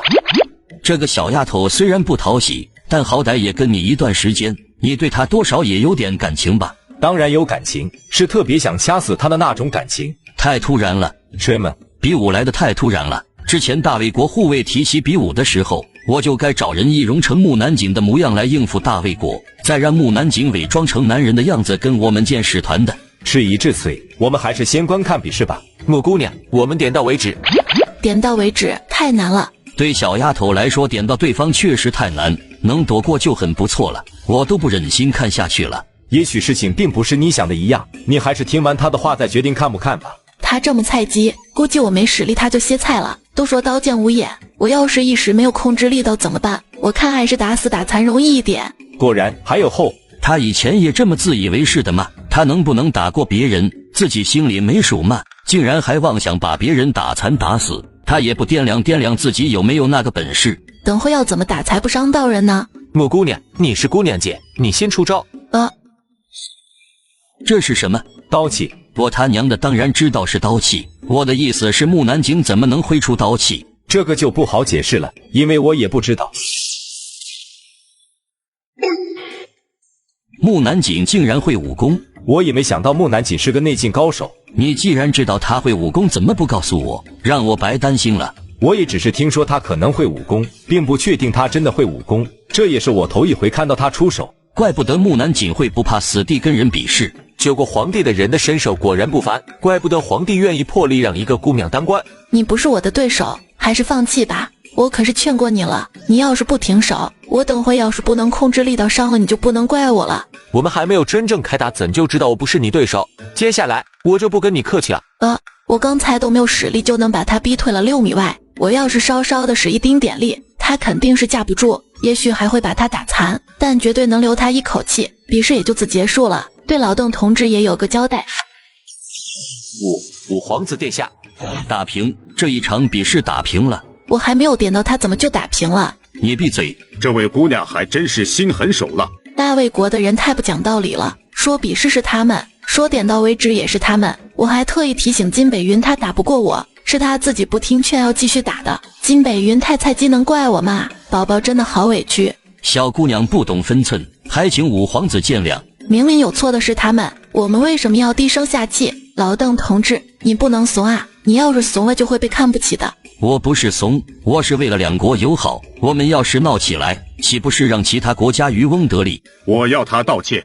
想要我道歉，除非你从我裤裆钻过去，我才考虑要不要道歉。道歉是不可能的，跟我瞪眼，你还嫩着呢。既然只是比试，大家就该心平气和面对结果，而且两人也没有受到伤害，又何必把事情闹僵？你们卖本皇子一个面子，大家别论谁对谁错，比武的事情也到此结束。本皇子请各位到本皇子院子尝一尝我们大陈国的特色美食。方才要不是老夫出手，你可能就被废了。你也不需要气恼，老夫已经替你报仇了。老夫在化解他剑气的时候，朝他身上射去了一个小毒物，不用到明日，我们就能听到他暴毙的消息。这个小姑娘年纪轻轻就拥有雄厚的实力，说不定会成为我们刺杀大前国皇帝的绊脚石。此人留不得。怎么回事？他们在我们楼里玩了公子，又喝掉许多昂贵的酒水后，竟然想不付钱就走人。护卫将他们拦下，却反被他们的侍卫捉了出来。之后便是姑娘眼前看到的情况。原来是吃霸王餐的。这位姑娘长得挺标致的，也是笑傲青楼里的舞姬嘛。本公子看上你了，你就跟本公子回去做本公子的20房小妾吧。就凭你也敢打我主意？为何不敢？我就算把笑傲青楼占为己有，你们老板也只能乖乖双手奉上。你就不怕官府捉你们？官府？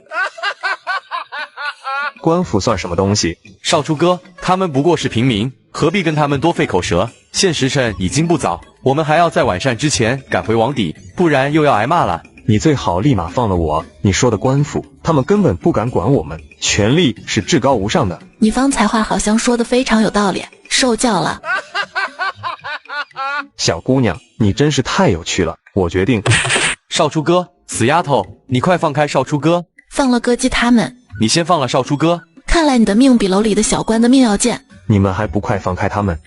他们都离开了，你现在能放开少主哥了吗？有句话你说的真对，权力是至高无上的。他是不是有什么误会啊？我说的是权力，不是权力啊。我们都把人放了，你还捉着少主哥干什么？再等等。等什么？您就是刘百户吗？是穆姑娘让我来找你的。他让要你来找我为何事？他不会是欠你银子吧？他打了皇家的人。他不要命了，你在这里等我一会，我去就来。他打了皇家的人，那他打的是哪位皇子？不知道。我进宫面圣，你们带人过去拖住他们。大胆狂徒竟敢捉了梁世孙，是想被诛九族吗？京兆尹不就是那个喜欢攀龙附凤的三品官吗？这么着急带着衙役跑来这里，是想讨好这些盛亲王的孙子啊？大人，是锦衣卫来了。锦衣卫是来救我的，我劝你快放开我，不然你小命绝对不保。我怎么觉得锦衣卫是来帮木南锦的？木南锦，你快给我放了梁世孙！我都没捉他，哪有放他一说？木南锦，你知道你打的人是谁吗？是盛亲王的孙子吗？你知道他还敢打他？真是冤家路窄，盛亲王这么有钱，你个世孙还吃霸王餐，你要不要脸啊？果然越有钱的人越抠门。是他说权力至高无上，我为何不敢打他？你哪来的权力？他刚才不就吃了我一拳，马上变得服服帖帖的。我要杀了他，我要抄他满门。他打我，你们还不捉他？抄满门的话是皇帝才有资格说的，一拳下去就不说话了。果然权力至上。皇上口谕，一个口谕也要跪。皇上口谕，传木南锦和其他人到皇宫觐见。木南锦到底是谁？为何皇上要召见他？穆姑娘和诸位梁世孙跟奴才一起进宫吧。皇上会治我的罪吗？你现在知道怕了，之前怎么没有想过后果？我不是怕，我是在想皇上要是治我的罪，我也让他尝尝权力至上。木南锦，在没有见到皇帝之前，你先跟我们说说你到底为何要帮着孝青楼，我们好在皇上面前帮你说话。梁世孙他们打我的人孝青楼有你的姘头。修容公子临走前把孝青楼和另外2个青楼赠予我了。梁世孙他们不止打了我的人，还在我楼里吃吃喝喝，还不给钱。我知道了，你们身为皇室，竟不知维护皇家颜面，跑到青楼也就罢了，还不给银子，打伤百姓，皇家的脸都被你们丢尽了。皇子犯法都要与庶民同罪，何况你们只是世孙，朕就罚你们杖打10板子，你们服不服？10个板子连皮都打不破，惩罚太轻，我不服。皇帝老儿，你赶紧叫他们把银子给结了。还有你们欠的银子赶紧给人结了，不要让人把这事传出去，不好听。皇叔，他打我又怎么算？你看看我的牙全部都掉光了。我只打一个人，你却打我整个孝青楼的人。你还有理了？你知不知道打皇室宗亲是死罪？你不是说权力至高无上吗？怎么就是死罪？我说的是政权的权，不是拳头的拳。在我眼里，我的权力比你权力大。你就是无理取闹。我无理取闹？那我问你，2国皇帝相见，你觉得谁的权力大？他们需要像臣子一样行拜见礼吗？他们权力一样大，不需要行拜见礼。在权力一样大的同时，他们又如何让自己的权力大过对方？强者为尊的道理都不懂。那也不能抹去打皇室宗亲的事实。皇叔，您要是不罚他，皇室宗亲的威严何在？大家都会以为我们皇室好欺负的。是你们有错在先，他才动手打人。事情到此为止，以后不许再提。以后不提不行啊，他们还欠我的钱不还呢，要不现在就叫他们结清好了。皇上，太医来了，让他进来看看世孙的伤势。回皇上，梁世孙的伤势不重，就是他的牙齿怕是长不出来了。那怎么办？我以后还要怎么见人？长不出来可以找国师，他肯定让梁世孙的牙齿长出来。朕会请国师帮你修复牙齿的。爷，为什么皇帝总能跟我想到一块去的？难道皇上跟我心有灵犀一点通？我才不要跟皇帝老儿心有灵犀。既然你的伤无碍，那你欠我20万两，还请你当面结清。20万两，你简直是狮子大开口。现在不坑你们更待何时？何况你们家这么有钱，怎么也要你们放点血出来。你们喝了我们楼里最昂贵的酒，那酒1000两一壶，你们自己算算喝了几壶，是不是算不出来？那我就算你们50壶，那也就是5万两银子。朕喝的酒都没有这么贵。还有我楼里有200号人，你们打伤我的人，每个人最少要补偿100两银子，那就是2万两银子，还有误工费。什么叫误工费？我的人受伤了，没有半个月肯定好不了。这半个月来，你知道我会损失多少银两吗？这一点不该补上吗？他们的误工费5万两，再有精神损失费。精神损失费又是什么？你不要欺负我们不懂就随开价。我的人受到不小惊吓，你们也该补偿。这里每个人也是100两银子，那就是2万两，剩下的银两就是补偿砸坏我的孝亲楼，我需要找人重修，这里没有5万银子是修不好的。5万两都能在外城买一座小宅院了。那你能买到里面摆满名画的小宅院吗？我的孝亲楼哪样不是用最贵的材料打造的？不然怎么能吸引这么多的客人？你们还有什么疑问吗？没有就赶快结清银子。赚了20万，开心了吧？你们要去孝亲楼吗？我给你们9折。小丫头做生意都做到我们头上了，我看这一件事情不会就这么完了，他们肯定还会来找麻烦。他们要是敢断我的财路，我就断他们的后路，看谁更绝。到底怎么回事？爹，我发现皇上对那位小姑娘十分特别，处处都向着她。那位姑娘叫什么名字？好像叫木南锦。木南锦还真是冤家路窄，你们谁不招惹，偏偏招惹她。爹，她是谁啊？为何你们如此怕她？这里不是说话的地方，我们回去再说。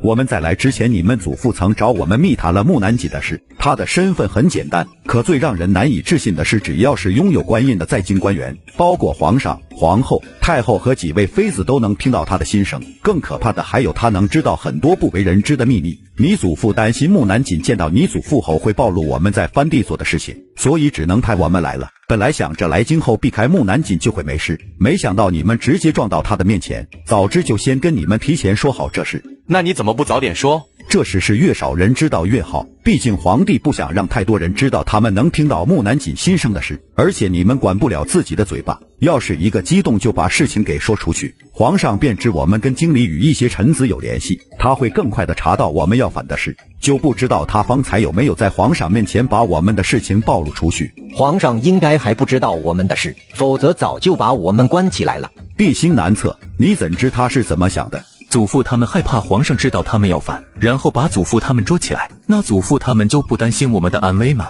他为何不派其他人来，或是不让我们来？你祖父他们本是自己来的，可是大部分的兵将不听我们命令，只听你祖父他们调遣，而且他们还有一些事情没有做完，才会派我们这些世子来京安皇帝的心，而且也是你自己强烈要求要来的。来京后，我们一直限制你们少出府，你们就是不听，今日受的罪只能说是你们自找的。从我们去皇宫接你们后，就不见你出去声，你这是对皇帝处罚有意见，还是对我们有意见？我哪敢有意见？说谎！各位世子爷，国师大人来了。我们跟他没有交集，他来干什么？他是来给我补牙的。风思南拿出一颗丹药给他服下，然后什么也不说便离开了。就这样好了。我从来没有听说牙被打掉了还能长出来，我看是为了安抚我们才会找国师来敷衍我们的。我好像长牙齿了。真的假的？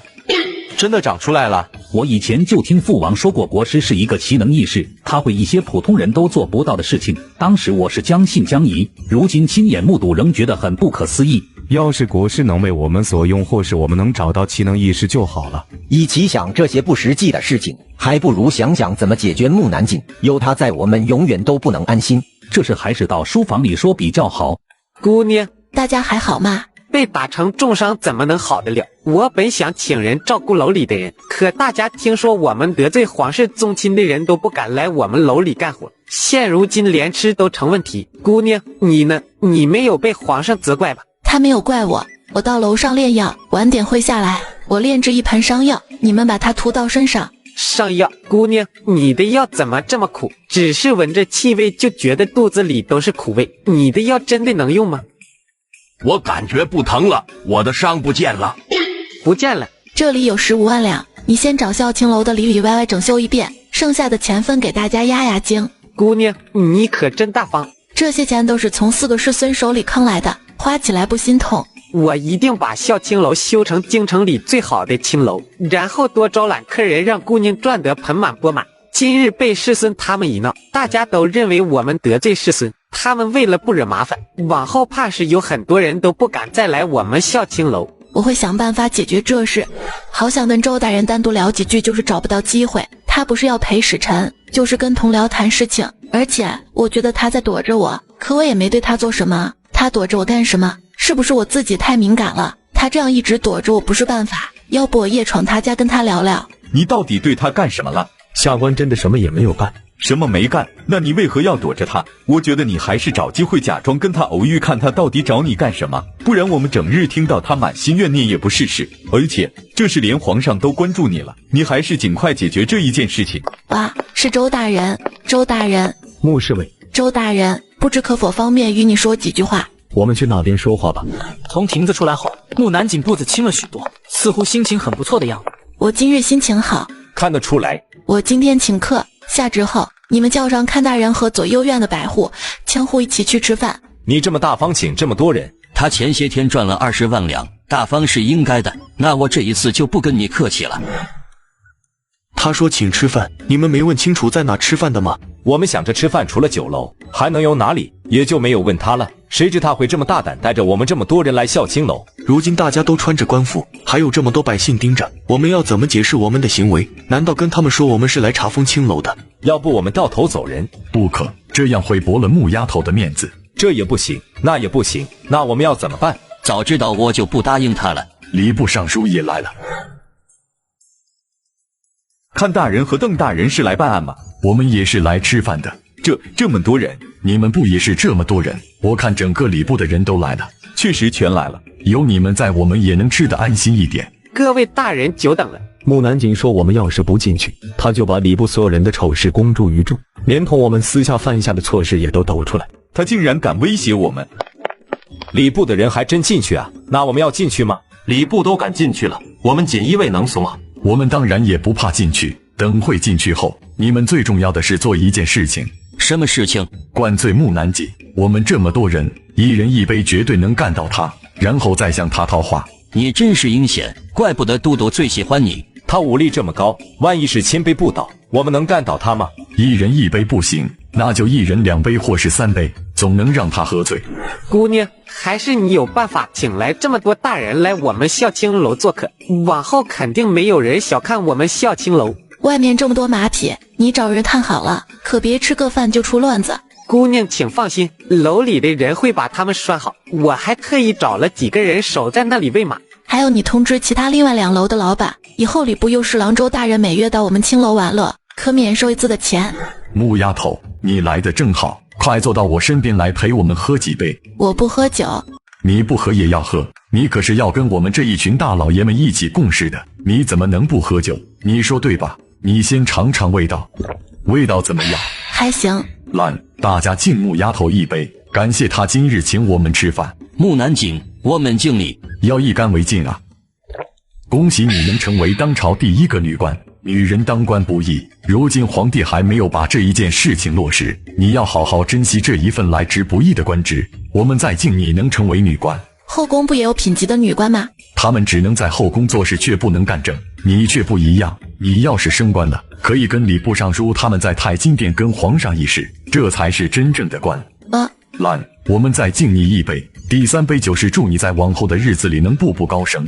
这就不用了吧，我只想躺平过日子，不想累成一条狗，更不想不到中年就跟礼部尚书他们一样秃顶。赶紧的，再喝一杯。不是说不喝酒吗？怎么3杯下肚还不脸红？木南景，感谢你这些日子来我们右院帮忙，这一杯我敬你。不用谢。木南锦，我们与你共事很高兴，我敬你一杯。高兴吗？我怎么看你黑脸比较多？木南景，你还好吧？好啊，为何不好？你就不头晕？不晕。金刃，你是不是也该敬你表妹一杯？对啊，我们都敬她了，你怎么也要敬她一杯吧？木南锦，要不是唐金瑞把你收到锦衣卫里，你就当不上女官。你不当女官就没有机会认识我们，你说你是不是该敬他3杯表示感谢？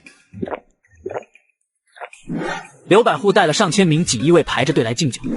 我还没给礼部尚书他们敬酒。都喝了这么多了，他怎么没醉？都是刘百户那个乌鸦嘴。他也许醉了，只是我们看不出来。有些人喝醉了跟平时没有区别，木南锦应该就是这样的人。你是怎么觉得他醉了？主动跑去给礼部的人敬酒，可不是他平日所为。我敬礼部各位大人一杯。我有一个好消息和坏消息告诉你们，你们先听哪一个？你想说哪个就哪个。那就是先说好消息，你们被大魏国的五皇子下了蛊毒。什么？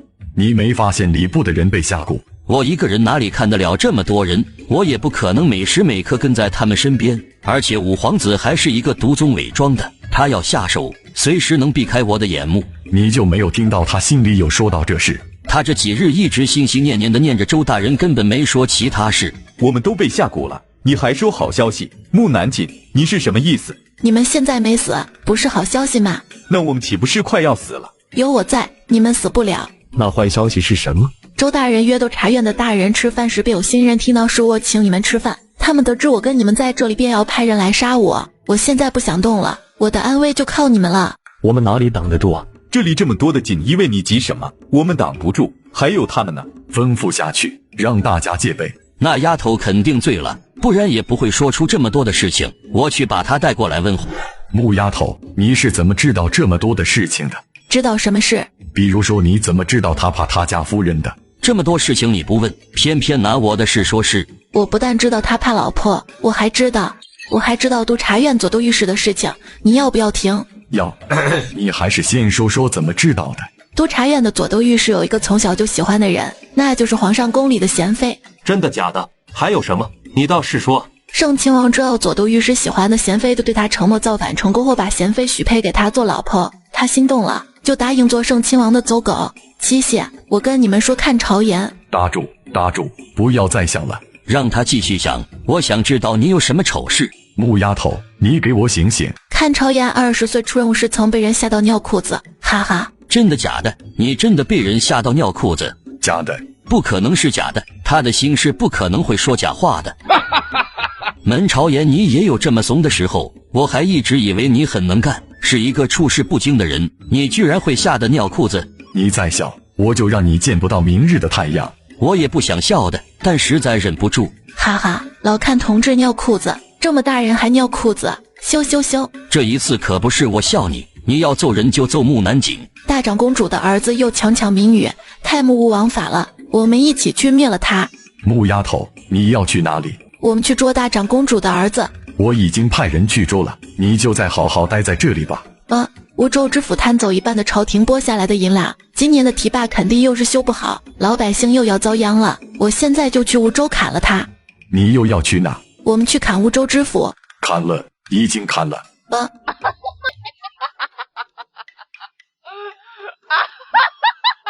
他笑什么？皇帝老儿昨天夜里宠幸贵妃娘娘，半盏茶时间不到就结束了，哈哈。皇帝老儿，你的肾不行啊，赶紧叫太医给你治治，再这样下去，不出半年就雄不起来了。木南锦，人呢？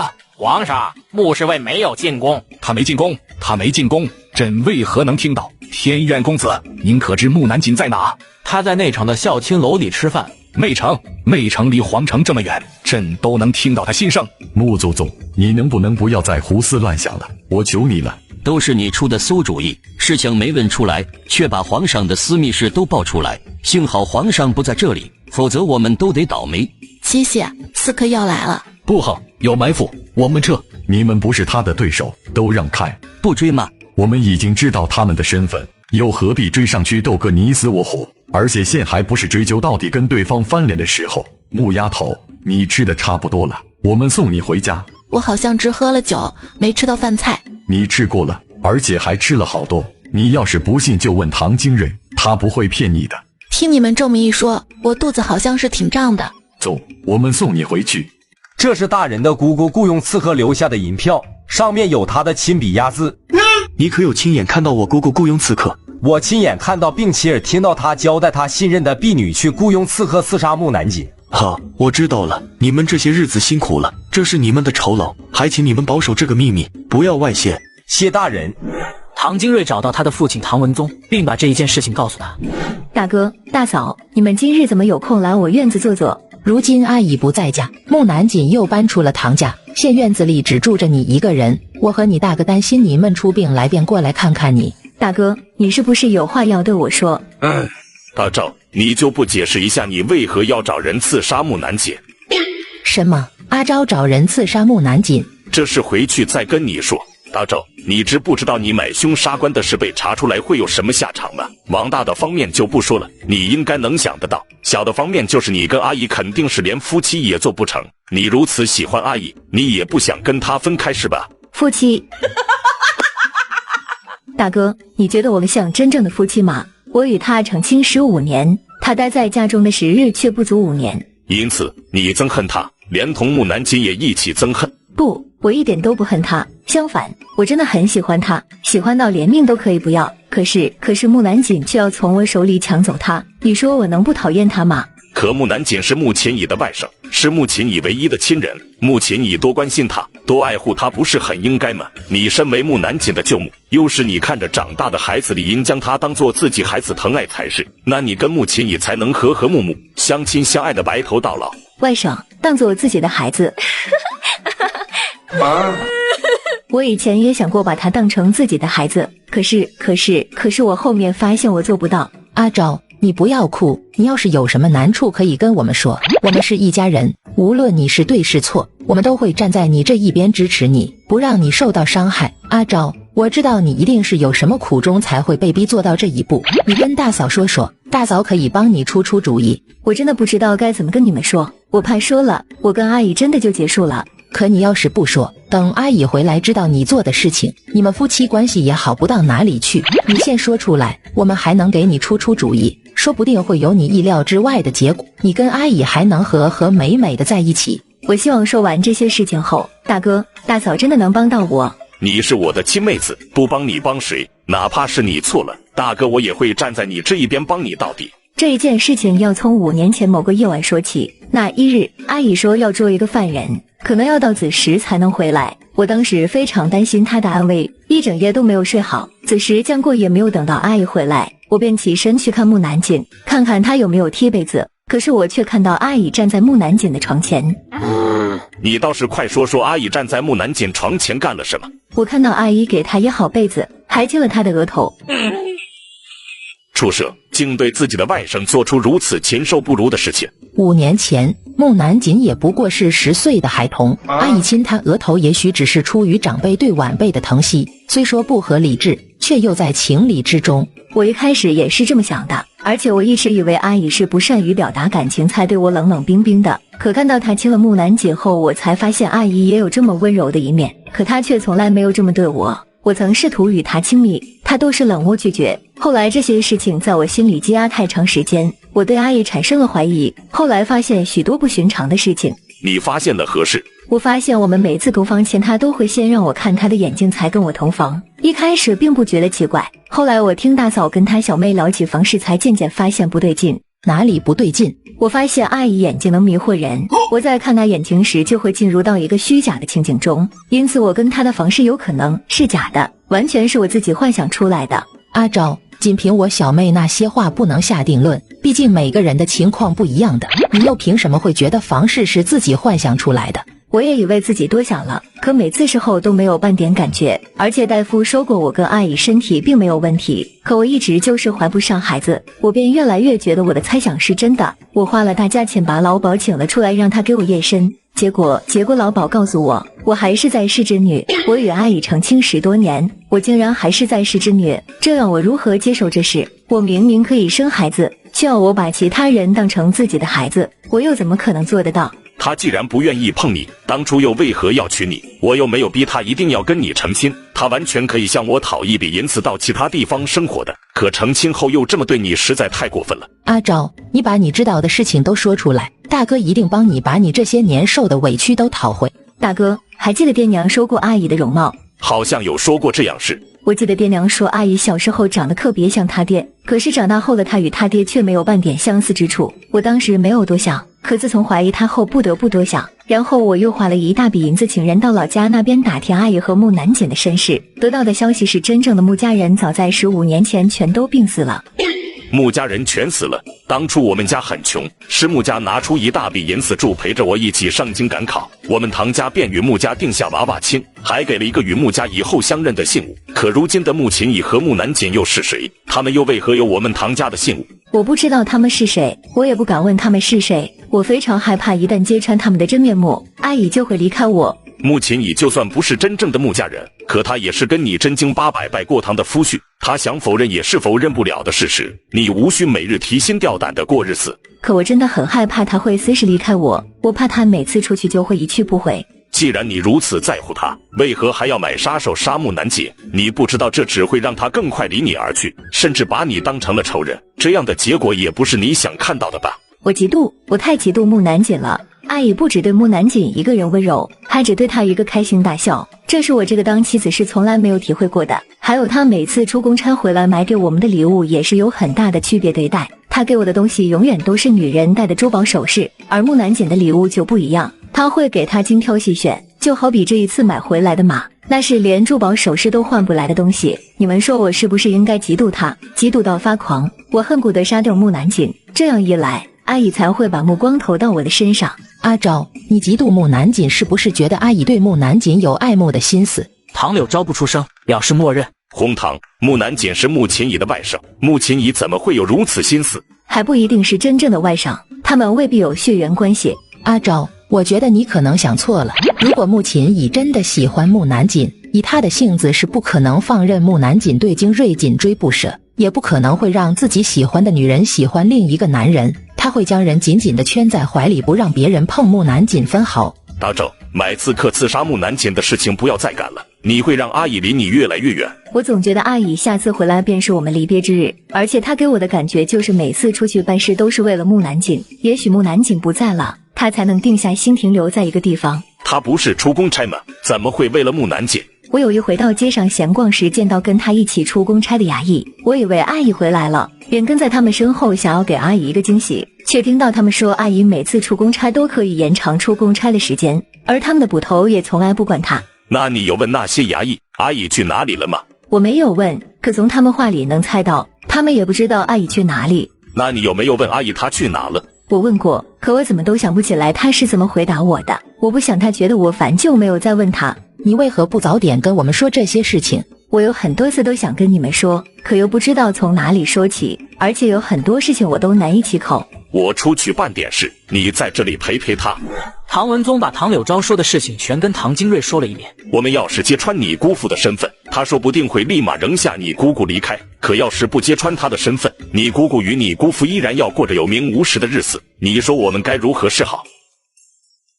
你倒是说句话啊！我需要冷静一下。姑姑说姑父每次与她行房时都要看她的眼睛，然后姑姑就会陷入到虚假的情景中，也就是说姑父很有可能会一些迷惑人的手段。当初我知道穆秦乙会武的时候就觉得奇怪，穆家当年只是一个小商户，怎么会教出一个功夫不差的孩子？后面听穆秦乙说是隔壁家的老头教他的，也就没有再多想，当初怀疑的时候就该派人去查查的。唐金瑞没有理会父亲，继续思考他的事。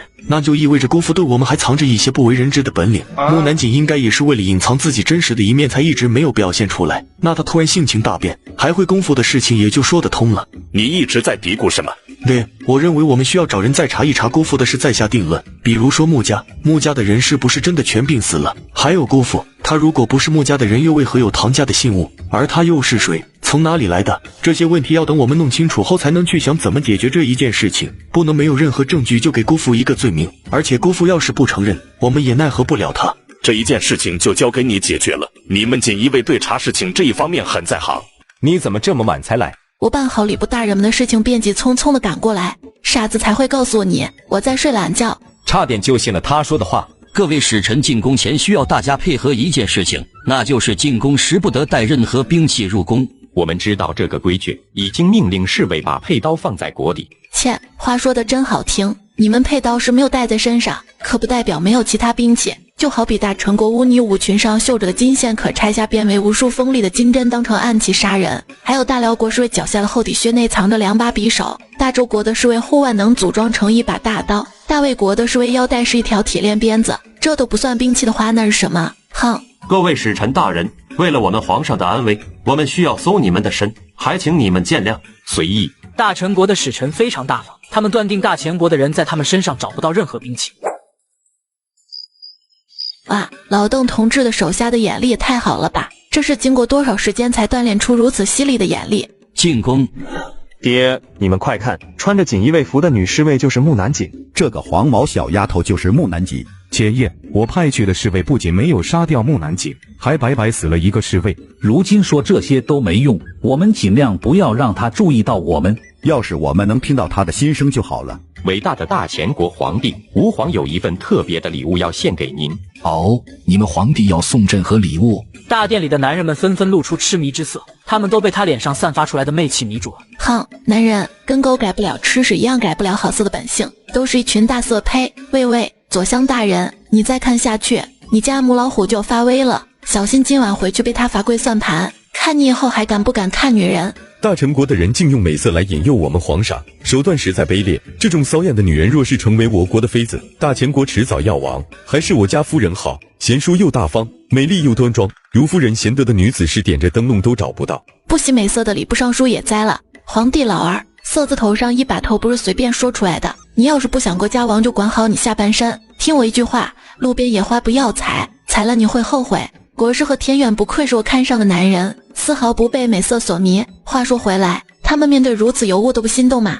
他们不会是那一方面不行吧？啊，除了国师和天远外，我们锦衣卫的都督大人也有一颗正人君子的心，可40岁还未娶，不会是对女人不感兴趣吧？他太吵了，你把他扔出去。他的声音能传遍整个京城，你得好好的想想，觉得扔他去哪比较好。各位大人，你们快清醒，再不清醒过来就要被大陈国笑话了。木南锦对被魅惑的刘百户在他腰间用力一拧。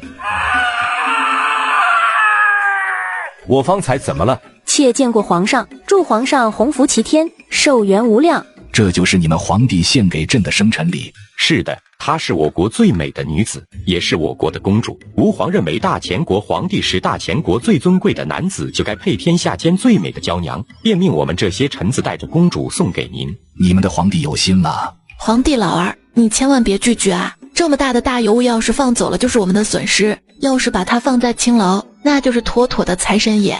我连名字都替他想好了，就叫西金吧，真是太合适他了，他定能成为我们青楼的头牌。国库的银子不是不够用吗？我可以保证他每年可以给你赚500万两银子，500万两啊，能养活多少将士了？大前国有了兵强马壮的兵马，你还愁打不下其他国家？到时西金就成了大功臣。大陈国既然把这么赚钱的工具给了大前国，有你们后悔的。他的话竟然让我很心动。我在心里乐什么？皇帝又听不到我的话，希望皇帝不要傻到把好东西往外退。朕收下你们的公主了，你们回去后替朕感谢你们的皇帝给朕送了一份大礼。会的，吾皇祝您松鹤长春，春秋不老，福乐长眠，也愿我们两国友谊长存。封大陈国的公主为臣妃，入住怡心宫。谢皇上恩赐。为了不影响宴会继续，陈妃，你可愿意回避？自然愿意，今夜妾等皇上驾临。好，木南锦，你来负责送陈妃到怡心宫。到了院里后，你要好好安置她。这么多宫女太监，为何要是我忘了他们都被西金迷住了，一时动不了。是，皇宫有怡心宫吗？怡心宫在哪里？我怎么觉得怡心宫这个名字如此耳熟啊？对了，勾修容给我青楼里有一个青楼，不就是叫怡心院吗？皇宫竟然有个宫殿跟青楼同名。穆侍卫，我们要不要回去问问皇上？也许皇上把名字给记错了。到了院里后，你要好好安置他。当时皇帝为何说院不说宫？难道不成？姑娘，你来了，好美的姑娘，简直就是为青楼量身打造的。老鸨，你跟他说说这里是哪？这里呀，是青楼。穆侍卫，本宫可是皇上的妃子，你却带本宫来青楼是何意？你就不怕皇上砍了你的头？皇上的妃子是皇上让我带她来这的。不可能，我是大陈国的公主，皇上怎么可能会要你送我来这里？他就不怕挑起与大陈国的战事？大陈国的国情并不好，否则也不会把你献给皇上，借你的媚气来控制皇帝，拿下大前国。你们自以为聪明，我们皇帝就这么蠢，这么好骗吗？你有3个选择，第一个，你可以回皇宫里，不过你可能永远的被禁闭，或是被人偷偷的抹杀掉。第二个就是回到大陈国，只是你回到大陈国后可不是高贵的公主，而是被万人骑的烂物件。第3个是什么？第3个就是留在这里给我赚钱，我可以给你自由，你也可以去任何一个地方，我都不会限制你，当然前提是你不能逃走。给你赚钱还不是一样要出卖身体？不需要，不需要，你只要帮我吸引男客来我楼里便可，其他你可以什么都不做。如果你想，我还可以帮你收敛你的媚气，做一个普通人。你可以让我做一个普通人？对，给你3日的考虑时间，是去是留你自己决定。我还要回皇宫，这几日麻烦你好好照顾她。是。老鸨，我可以出去逛逛吗？姑娘，我先换身衣裳再出去。谢谢老鸨。你方才去哪了？皇上要我把陈妃送到宜兴宫。宜兴宫？宫里有宜兴宫吗？但宜兴宫就是怡心院啦，有陈妃在，我的青楼永远不会倒。谢谢，我的目标就是让全京城男人心甘情愿的把银子送到怡心院。一个生日就收到这么多贵重礼物，也太让人羡慕了。这些贺礼应该是要入皇帝私库的吧？以后要是穷到揭不开锅，就从皇帝私库里顺几个出来变卖。到礼部尚书献礼了，他干嘛一副很害怕的样子？我知道了，他是在怕大魏国的五皇子趁他送礼的时候控制他刺杀皇上。不好，大魏国的五皇子出手了。哈哈，我吓你们的，五皇子根本没动手，你就安了吧。就算五皇子想要动手，只要有我在，他也控制不了你们。我刚才好像没有喊出声吧？礼部尚书怎么就下跪了？难道是他自己吓自己？臣祝皇上福寿康宁，岁岁平安。再祝皇上开办女子国学，合运顺顺利利。好。鸡肉的味道不错。我当侍卫这么长时间，还是头一回见侍卫敢在宴会上当着皇帝的面偷吃的。大陈国献女人勾引皇上，大魏国试图控制礼部刺杀皇帝，那大辽国和大周国呢？他们来这么长时间，怎么一直没有动静？他们不想刺杀皇上吗？他们2国的国力不如其他3国，为了不被其他国吞掉，他们便趁皇帝生辰跑到大前国谈结盟的事情，而是来看戏的，看大陈国和大魏国怎么对付皇帝，然后看能不能从中得利。来到大前国多日都找不到机会动手，真是一群没用的东西。你们一大群男人靠一个女人来办事就很有用。祝你们公主早日成功。四皇兄，我留2个侍卫和2个侍女给你，有自己的人在身边，你做任何事情也比较方便。不需要。为何？看到他们会令我想到一些很不愉快的事情。如果没有我们的人跟在你身边，你在大前国的宫里是寸步难行，你想跟我们通信都非常困难。那就留下吧。你与大前国的皇帝进展如何？你在生辰宴上也看到了，他并不受我迷惑，只能从其他地方下手。这事不能拖太长时间，你要尽快搅乱大前国的朝堂。你确定要留下来，不后悔抛去公主的身份？你知道吗？在我住在孝清楼的这一段时日里，是我20年当中最开心的日子，没有人监视我，我能自由自在的在外面玩耍。至于后不后悔，就看你能不能做到你的承诺。做到了，我自然不会后悔。只是他们要怎么解决？他们要是知道我不在宫里，定会马上把我四皇兄叫回来。他们交给我解决。你要杀了他们？当然不是。看着我的眼睛，我身边的姑娘叫希金，从今日起她便是你们家的小姐，你们不得违抗她的命令，还要好好的保护她。除了她，其他人都不得命令你们做任何事。是。我有话对你们小姐说，你们到外面守着。是。你对他们做了什么？我使用的是言灵术，可通过声音封存他们原有的记忆，再植入新思想给他们，让他们再也想不起以前的事。你以后就是他们的主人，其他人无法差遣他们，除非有人的言灵术在我之上。我总觉得你不只是9品锦衣卫这么简单。你忘了，我还是3个青楼的老板。我不是这个意思。算了，不说这个，我们还是说说我的媚气吧。我无法控制我的媚气，只要它释放出来，不管是男是女，都会变成野兽一般扑向我。这是我亲手做镯子，右腕上的镯子符文可以掩盖你一半的媚气，到时男人只会被你深深吸引，却不会疯狂的扑向你。要是想成为一个普通人，就露出左边的镯子，它可以完全掩盖你媚气。那真是太好了。它们的功效能维持多长时间？永远。谢谢你，穆侍卫。过些时日京城会举办花魁选举赛，到时你再在众人面前露脸，期间你可以随便玩，要是没有银子就找老鸨要。好，你方才说我叫西金，是在青楼用的名字吗？那是哪个西，又是哪个金？吸引的吸，金子的金。西金这个名字还挺特别的，它意义不凡。好，我以后就叫西金。时间不早，我还要去捉个人回来替我守着青楼。捉？不见了。穆侍卫，五皇子，我们又见面了，你不要担心，我不是来杀你的。不是杀我的就好。前段时日你朝我扔了一条小毒蛇，令我觉得你的毒术非常有作用，当下我就决定等你离开大秦国后再把你捉回来为我所用。这是要我当他的手下。前辈，您去哪里？木南锦用五皇子的声音说道。我突然想起还有要事要办，等办完再回大魏国找你们。这是哪？青楼。你要我来青楼作甚？当龟公。百毒来客了，快招呼客人。客官，请。你不是，你就是，不是我们突然想起有事要忙，就不进去了。周大人，你不是说要到孝青楼吃饭吗？怎么又出来？谢大人，您可否认出对方是谁？那张脸分明就是大魏国的五皇子，可他不承认，我也不敢肯定他到底是不是了。不过从他回答来看，有90%的可能是他。大魏国的五皇子，他们不是已经离开大前国了吗？怎么会在孝青楼当龟公？你们是不是搞错了？他是不是大魏国的五皇子？找锦衣卫来查查就知道了。我没捉他，他是自愿留下来的。虽说一开始是我把人捉回来的，可后面他得知我可以让他往后的武者等级提升5圣级别，就自愿留下来了。我这样不算是说谎吧？谢谢。他是真的五皇子还是假的？当然是假的五皇子。真的五皇子的武功这么差，我留他有何用？要是金北云打不过别人，还得我给他兜着。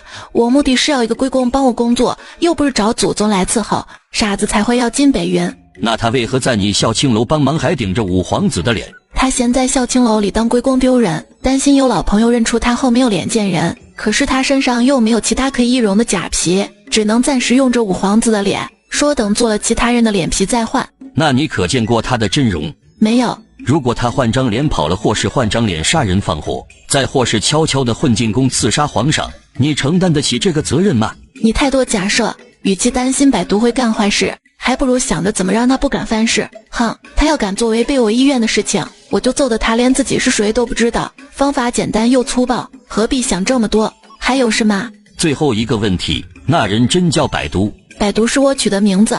为何取百毒？因为他身上有很多毒，这是为了提醒闹事的人，百毒身上有很多毒。要是还有人敢来孝青楼捣乱的话，那就是他活该了。不行了，再跟他聊下去，自己都要的心病了。都督有事找你，他现在他的文书房等你。爹，都督要见我，他一定是想要跟我独处一室夜。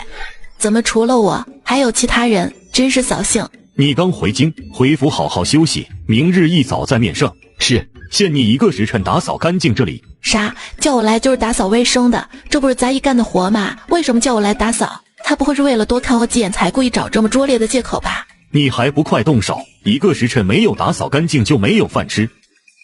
哇，都督凶起来好男人哦！多多拿笔的手真漂亮，都督的字跟他人一样霸气威武。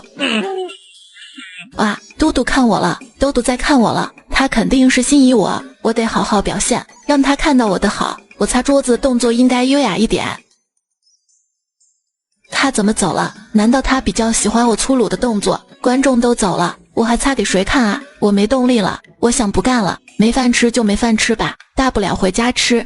我说大人，你既然觉得他的心生吵，又何必把他叫来自讨苦吃？看朝言他们太纵容他，得让他吃苦头。他吃苦头？我看吃苦头是你。我的书房可不好打扫，里面的机关可是多到数都数不清的。说的也是。话说回来，这个小姑娘可一点都不怕你，甚至还在心里夸你好。要是换做其他人，早就吓得腿软。她不怕我是因为她有实力，不必怕我。你的意思是她的武力在你之上？不好说，等1个时辰后就知道了。小丫头竟敢无视你的命令，不打扫便离开了，她还真是不把你当回事。她打扫过了。打扫过了，可水盆怎么还在这里？而且里面的水是干净的。她有碰到你布下的机关吗？没有，能在不碰到机关的前提下把房间清理干净，办法只有一个，那就是使用清洁术。哇，2肉1菜1汤，锦衣卫的伙食终于变好了。新大厨做的饭菜真是太好吃了，好想把它打晕扛回家哦。还是放在孝青楼吧，倒是既能吃到好吃的，又能赚到钱。这个死丫头又在一惊一乍的，她最好是有重要的事情，否则我真的要抽她了。我想起来了，我知道之前在都督文书院遇到的那个人是谁了，他木南锦。要死啊！喊这么大声，这个屁事王又找我干嘛？他就不能让我安心吃顿饭？木南锦，你还记得你要到牢房里送饭的事吗？还以为他要交代多大的事情才急冲冲跑来，却只交代他送饭的事。果然他的屁事多的一。知道了，我吃完饭就去送饭。我刚才想到哪来着？我想起来了，都督身材不错，只是隔着衣服都能感受到他的胸肌比暗卫们的胸肌有力量，想想就很下饭。还有他的小翘臀，哎呦，堪比水蜜桃又圆又翘。我觉得你还是现在去送饭比较好，还让不让人好好吃饭了？我这可是为你好，你还怨上我了？你以后就知道我对你多好了。吃饭了。小姑娘，又是你，你不是应该死了吗？我都没有看到你的模样，怎么能死？想看我可以呀，只要你能进牢房里，我认你看个够。你到门口来。你进来。你要是不过来就没有饭吃。我又出不去，你还是进来看吧。好，那我在这里等你找到钥匙开门。不用。哪位老弟能看到里面的是何情况？我离得太远看不到。小姑娘徒手拉开牢房的门。徒手？你没有看错吧？她真的是徒手拉开门的。我没有看到门上有钥匙，而且门旁边的墙面裂开一条缝隙。居然有人能徒手拉开牢门！这世界的人果然卧虎藏龙。小姑娘，我长得俊吗？我要看你整张脸。你真是心急。想逃？要是你被关了这么长时间也会想逃。操！这个小丫头又在干什么？送个饭都不能安分一点。长成这样也敢吃我豆腐，找死！臭男人，还我手的初吻来！地洞了，地洞了！怎么回事？真的是地洞？不是，有人从地牢里逃出来了。下次再敢舔我的手，就要你的命！小姑娘，你是本地人吗？我不像嘛。怎么可能？有问题。小姑娘，想不想知道一个秘密？只想告诉我一个秘密，不求别的。小姑娘真聪明，只要你放我出去，我就告诉你一个天大的秘密。放你出去？不行，至少现在不行，我只能以后听你的秘密了。有人来了。小丫头，你没事吧？我没事，有事的是应该是那个人，他竟敢不经我的同意舔我的手背，打掉他半条命都算便宜他了。你们是担心我才下来的吗？是的，我们担心你的安危，就赶紧到牢里看你有没有受伤，顺便查一查牢里发生了何事。都督在关心我，他一定很在意我，他如此一在意我，我该怎么报答他呢？我得想想。我记得我方才说的是我们吧？怎么把我给忽略了？我也很需要报答好吗？我记得有人曾说过，报答一个男人就是帮他洗内裤，那我明日一早起来就帮都督洗蟹裤，那他定能感受到我对他的感激之情。这里有什么问题吗？没有。那有谁跑出来了吗？我们走。你确定没事了？大人，里面到底关着什么人？有5个是妖人。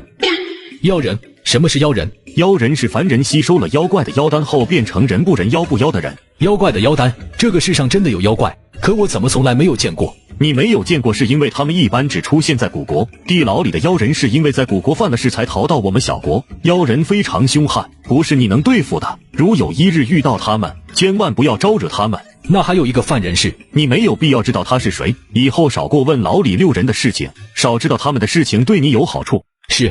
最后一间牢房的老弟，你没事吧？估计受了很重的伤。他活该，没有搞清楚对方的身份就随意出手，而且这事也不是1次2次了，如今终于踢到硬茬了。老哥，我都这么惨了，你就不要取笑我了。老弟，你伤得如何？断了几根骨头，还被踢出内伤，没有1年半载是好不了的。方才的小姑娘是不是很强？应该是的，她没有使用灵力，只是用力的踹我一脚就能让我全身散架。他给我的感觉不像是这里的人。不是这里的人？你的意思是他不是大前国的人吗？差不多是这个意思。好了，我吃饱要休息了。老哥，你太不够意思了，话说到一半就不说了，你是在吊我们胃口吗？我可以肯定他有事瞒着我们。老哥，别睡了，快告诉我们你的话是何意思？这谁的蟹裤怎么挂在都督的院子里？他就不怕被都督给灭了？会不会是都督晾在这里的？都督是一个非常讲究的人，他怎么可能把他们晒在人来人往的地方？你想知道就去问同志好了。你们可知这些蟹裤是谁的吗？不是都督的吗？是他的。你们知道是谁洗的吗？杂役不是。大人，你起来了吗？大人，你看看你衣柜里的蟹裤还在不在？是不是不见了？你快出来看看这些蟹裤是不是你的？是谁？嘟嘟终于看见他的蟹裤了，只是我该怎么告诉他这是我帮他洗的呢？刘百户刚来到都尉府就被叫到都督的文书房训了一顿。你给我看好木南锦。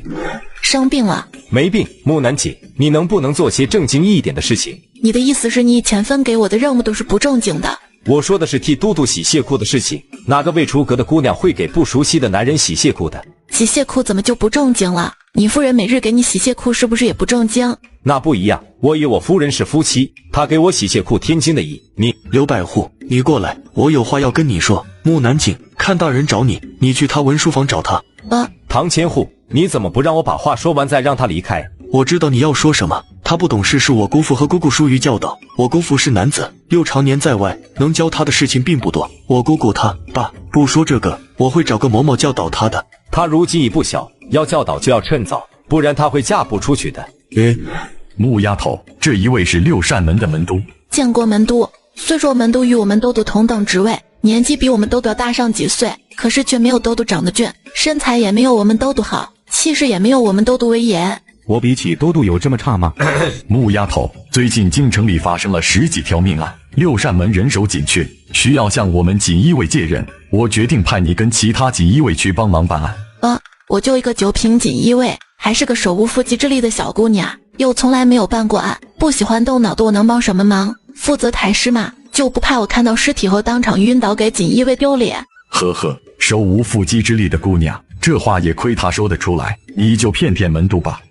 我知道了，老看同志其实并不想帮六扇门，想要六扇门丢脸才故意找我这个没用的人去帮忙。木南锦，你去把刘百户叫来，我还有事情交代他。这个小姑娘挺有意思的。门督大人不怪她方才在心里说了那些话就好，下官不方便多说她的事情，只能再派一个最了解她的人跟着一起去帮忙。有刘百户在，她至少没这么难以掌控。她不过是一个小姑娘，还能翻天不成？姐木南姐啊，她的事能由我做主吗？你的人你做主。六扇门的官员里有没有既是官员又有官印，还是容貌俊俏的美男子衙官？衙里有几个长得俊俏的年轻人？你问这是作甚？等办案的时候带上他们就是了。何时开始办案？我要回去安排你刚说的事情，顺便警告衙里的人闭紧嘴巴，明早你再带木南锦到六扇门找我。刘大人，你终于来了，我们在这里已经恭候多时。杨大人太客气了，我们自己进去见门督便可，何必麻烦您出来接我们？不麻烦，不麻烦。哇，六扇门好多帅哥啊！六扇门是不是看脸招人的？有这些郡衙官陪着办案，一整天的心情都美美哒。我们锦衣卫何时才有这种待遇？要不我跳槽吧，我申请到六扇门工作。刘大人，这位就是我们当朝唯一的女官吗？除了她还能有谁？真是一个俊秀的小姑娘。六扇门的人连嘴巴都比锦衣卫甜，锦衣卫的人就从来没有夸过我长得好。前面的书房就是门督办事的地方，我就不陪你们进去了，我在外面等你们。各位俊男不进去，那我也不进去了。你要我找长得俊的人办案，就是为了他？你等着看吧，我现在带你们去案发的地方。我们到了，这里是渡边修的宅子。那死的人就是渡边修。木姑娘怕不怕见到尸体？不怕。怕。刘百户，你干嘛不说我怕？我娇滴滴的形象就这么被刘百户毁了，以后没有男孩喜欢我了。刘百户要是说我怕，我就不能跟着他们查案，好好的表现自己了。见过各位大人，我们是来查案，不知会不会打扰到你们？不会，还请各位大人一定帮我父亲查出杀人凶手。大人，你们一定要帮我夫君找到杀害他的人。我们已经在努力查找凶手，还请夫人行个方便，并希望夫人能延迟几日再下葬。只要找到杀人凶手，你们要我们做什么都愿意。我父亲就在屋里躺着。渡边修居然死了，怪不得最近没有刷到他的事情。不对啊，我也没有刷到他死的事情，还是说我错过了？我先看看渡边修的尸体，等会再看看怎么回事。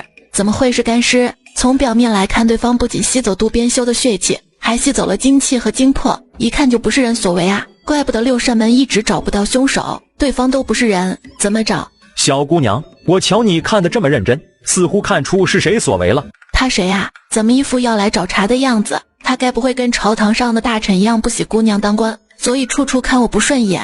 门督，这位是我们六扇门的郑思亚，是最初发现干尸的人，他一直跟进这个命案，我便把他也一起叫来了。见过郑大人，见过刘大人。郑思雅，木姑娘只是来帮忙的，你一个大男人可不要为难一个小姑娘。郑思雅，哦，原来是破了不少奇案，并在短短10年时间从一个没有品级的衙役升到5品司衙，不错，功绩累累，有一套自己的破案手法。只可惜判错了2桩冤案，当时事后明明已经察觉到不对劲，却为了保住名声和官位便没有再重新调查，白白让人受冤。现如今的他已失去以往破案的热情，只知一味的追求功名。你胡！门都赶紧定了他穴，让他不能动，并点了他的哑穴，让他说不了话。死者为大，郑思雅可不能打扰杜大人安息。门都，我想说说我们之前查到的事情。最近的死者都是被吸成人干而死，而这一种手法与前2年发生在江南几桩命案是一模一样的。为了确认真相，郑大人带着我们连夜赶到江南衙门核对此事，并带江南的衙役赶到京城查看干尸死状，得到的结果是与江南当年的死者毫无二致。这是我们调查到的事情经过，请门都过目。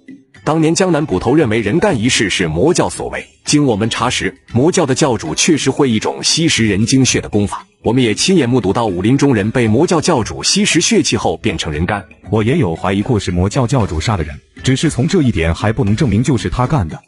魔教教主真可怜，人明明不在京城却被人误会杀人，其实也不能怪别人这么想，他一直顶着坏人的标签，别人不想误会他都难，而且他也从来不解释自己所做的事情，大家就把事情推到他身上，真是妥妥一个背锅侠。如果不是魔教教主干的，也有可能是魔教的其他人干的。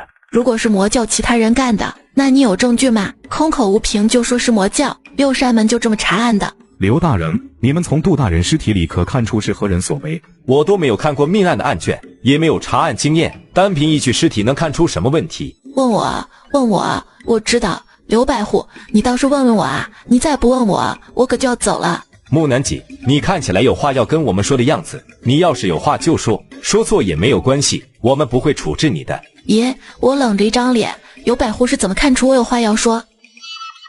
难道我们在一起工作的时间长了，有默契了？默契你个头！杜夫人，我可以用针扎杜边修的尸体吗？只要轻轻扎一下即可。啊，这只是扎一下吗？只要不破坏我父亲尸身的前提下找到凶手，你在我父亲身上扎几下都行。木南锦，你扎杜边修的尸体做甚？验毒吗？如果死者只是被武者功法吸食成干尸，那么他的尸体也只会是一具普普通通的干尸。如果死者是被其他东西吸食的，那定会残留着你们很难察觉到的东西。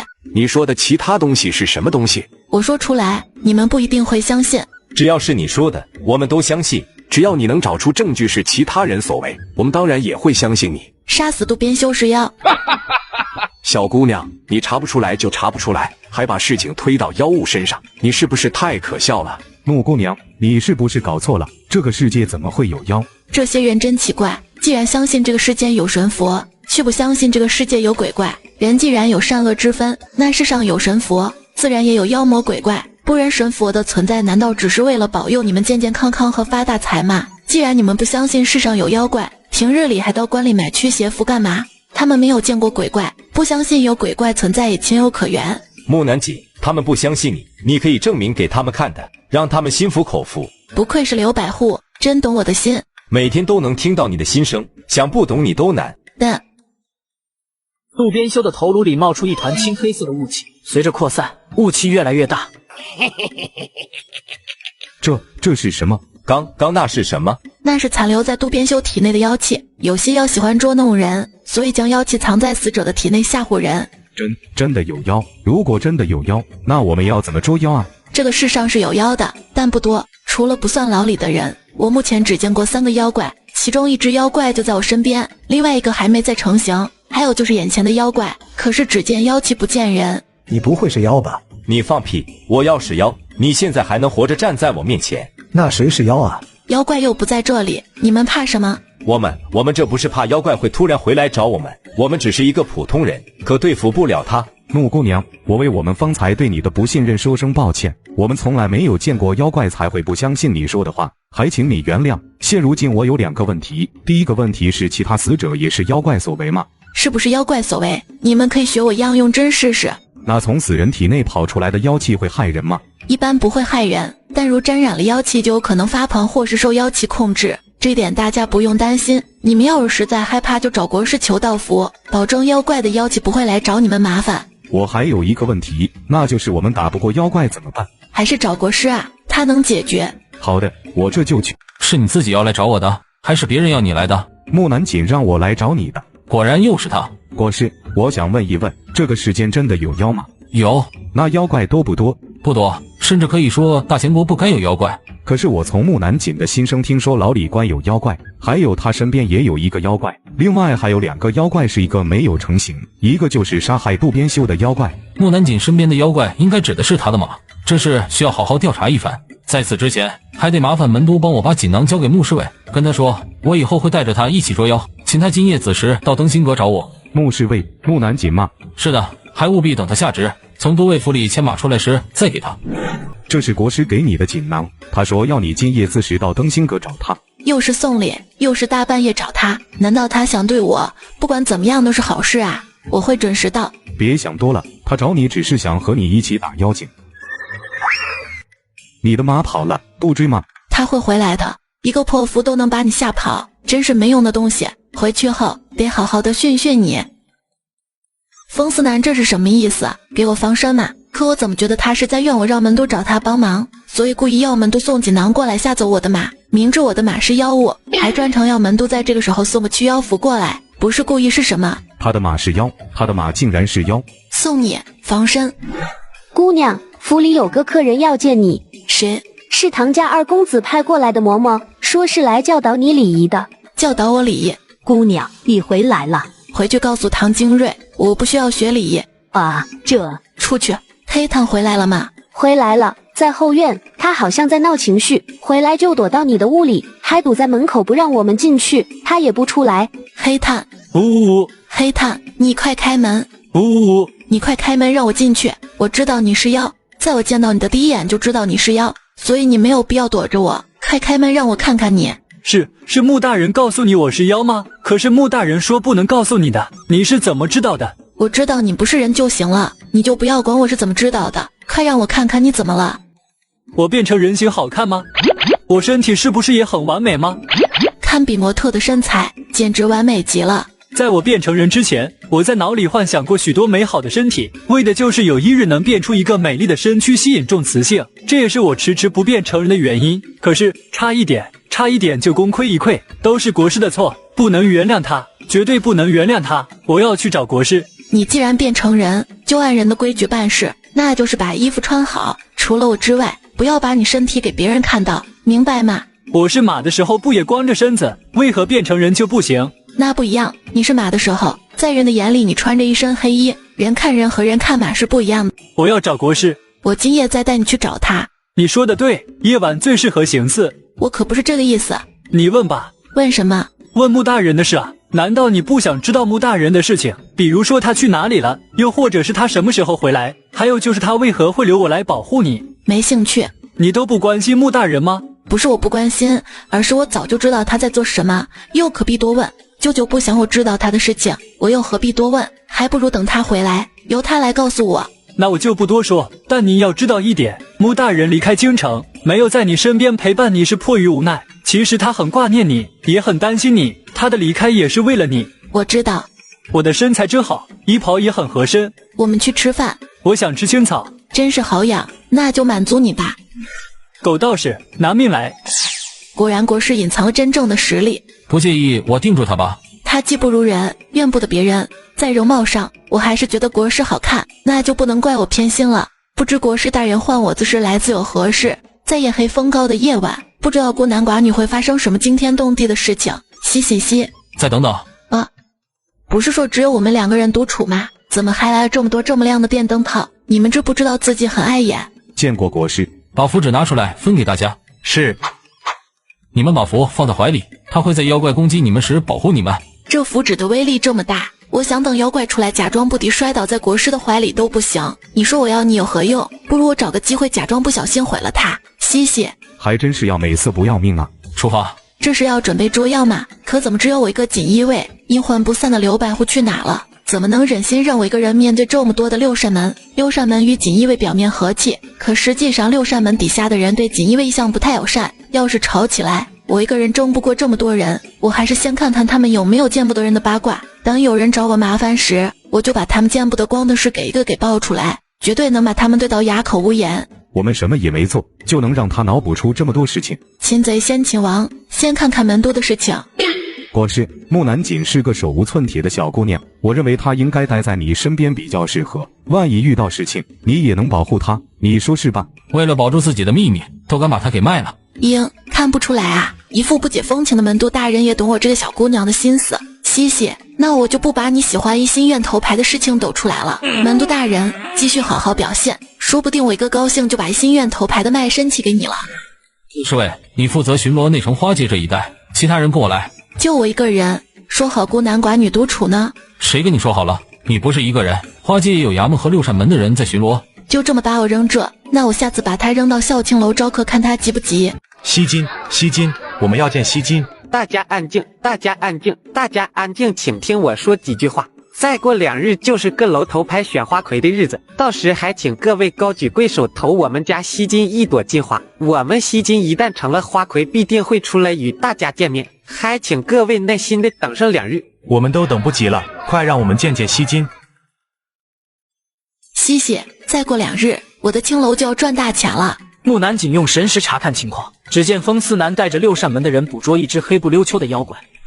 我们虽没有除掉妖物，妖物却受到不小的惊吓，是不会在短时间内再次现身。大家可以先回去休息。穆侍卫，方才大家都受了不小的伤，只有你没事，你在这里继续巡逻，直到有人跟你换职为止。他果然在怨我，那就怨吧怨吧。有句话说得好，怨得越深，爱得越深。迟早有一天你会怨我怨到无法自拔，那时就是爱我爱到极致的时候。邀请各位同僚到青玉湖花船上赏湖、赏月、赏花魁。赏什么花魁？你自己看。木南锦邀请我们参加后日的花魁宴，头一回参加的花魁宴，我们肯定要去。又不知道他在闹什么幺蛾子。不管他闹什么，也有看大人他们帮我们顶着，我们管不着。木南锦也请了看大人，何止请了看大人，还请了都督大人。也只有木南锦敢给都督送这种请柬。木南锦呢？他进宫去了。他进宫干什么？他说去送请柬。到宫里送请柬？他给宫里给谁送请柬？他在宫里跟谁交好？你都不知道，我们就更不知道了。这是谁送来的？回皇上，今早没有人来过御书房，也没有人送来请柬。你打开请柬便知是谁送来的。是。回皇上，请柬是邀请皇上参加后日花魁宴的，却没有署名是谁。花魁宴？皇帝看到请柬了，他应该会来参加花魁宴的吧？如果他来，现场的治安就不用担心了。到时要是有人闹事，我只要大吼一声护驾。紧接着，无数个人影跳到御书房门口，包围住御书房。哈哈哈，对，就是现在这个样子。我只要大喊一声护驾，所有侍卫就从四面八方冒出来保护皇帝。那不仅坐在青楼花船上的皇帝安全了，就连我青楼的人也安全了。不过话说回来，安卫、御前侍卫和禁卫军怎么都来了？来刺客了。既然有刺客，那就留给天苑哥哥解决吧。我去给太后他们送请柬了。他还要请太后他们去看花魁。你怎么还在这里？我每日给你钱，还送你上下职，我被定在这里却不管我，没良心的小丫头。我吩咐许伯给你准备一筐青草。我很不高兴，不管你拿什么来哄我也没用。我今早还吩咐许伯到卖马场挑匹漂亮的母马回来。黑公子，你怎么来马棚了？这是驴，是驴。对呀，是驴，是驴，有什么问题吗？木南锦骗我。姑娘怎么骗你了？他说让你今早去买母马了。确实是让我去买马了，可是马太贵，我就买了一条驴回来。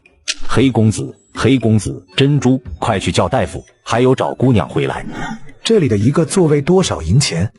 我就是好奇而已。回大人的话，这一艘船的第一层是按座位算的，那就是1000两一座；二层是按桌算的，是1万两一桌；三楼只有一个厢房，那就是3万两一个厢房。3万两。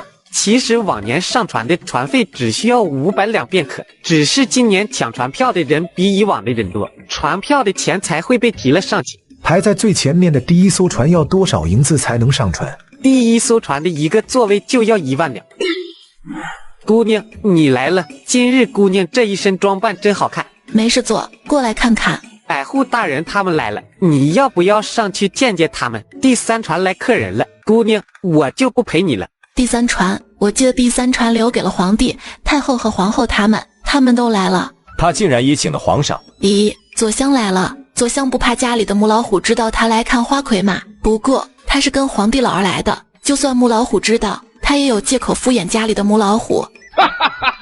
右相也来了，他来之前有没有跟母亲汇报？要是不汇报，等回到家后又要去跪祠堂的。大家半斤八两，还有脸有嘲笑别人？还是皇帝好，不仅权力大，想要谁死，那人不得不死，还没有人能管他，哪怕他拥有文500和后宫佳丽3000，也没人能敢管他。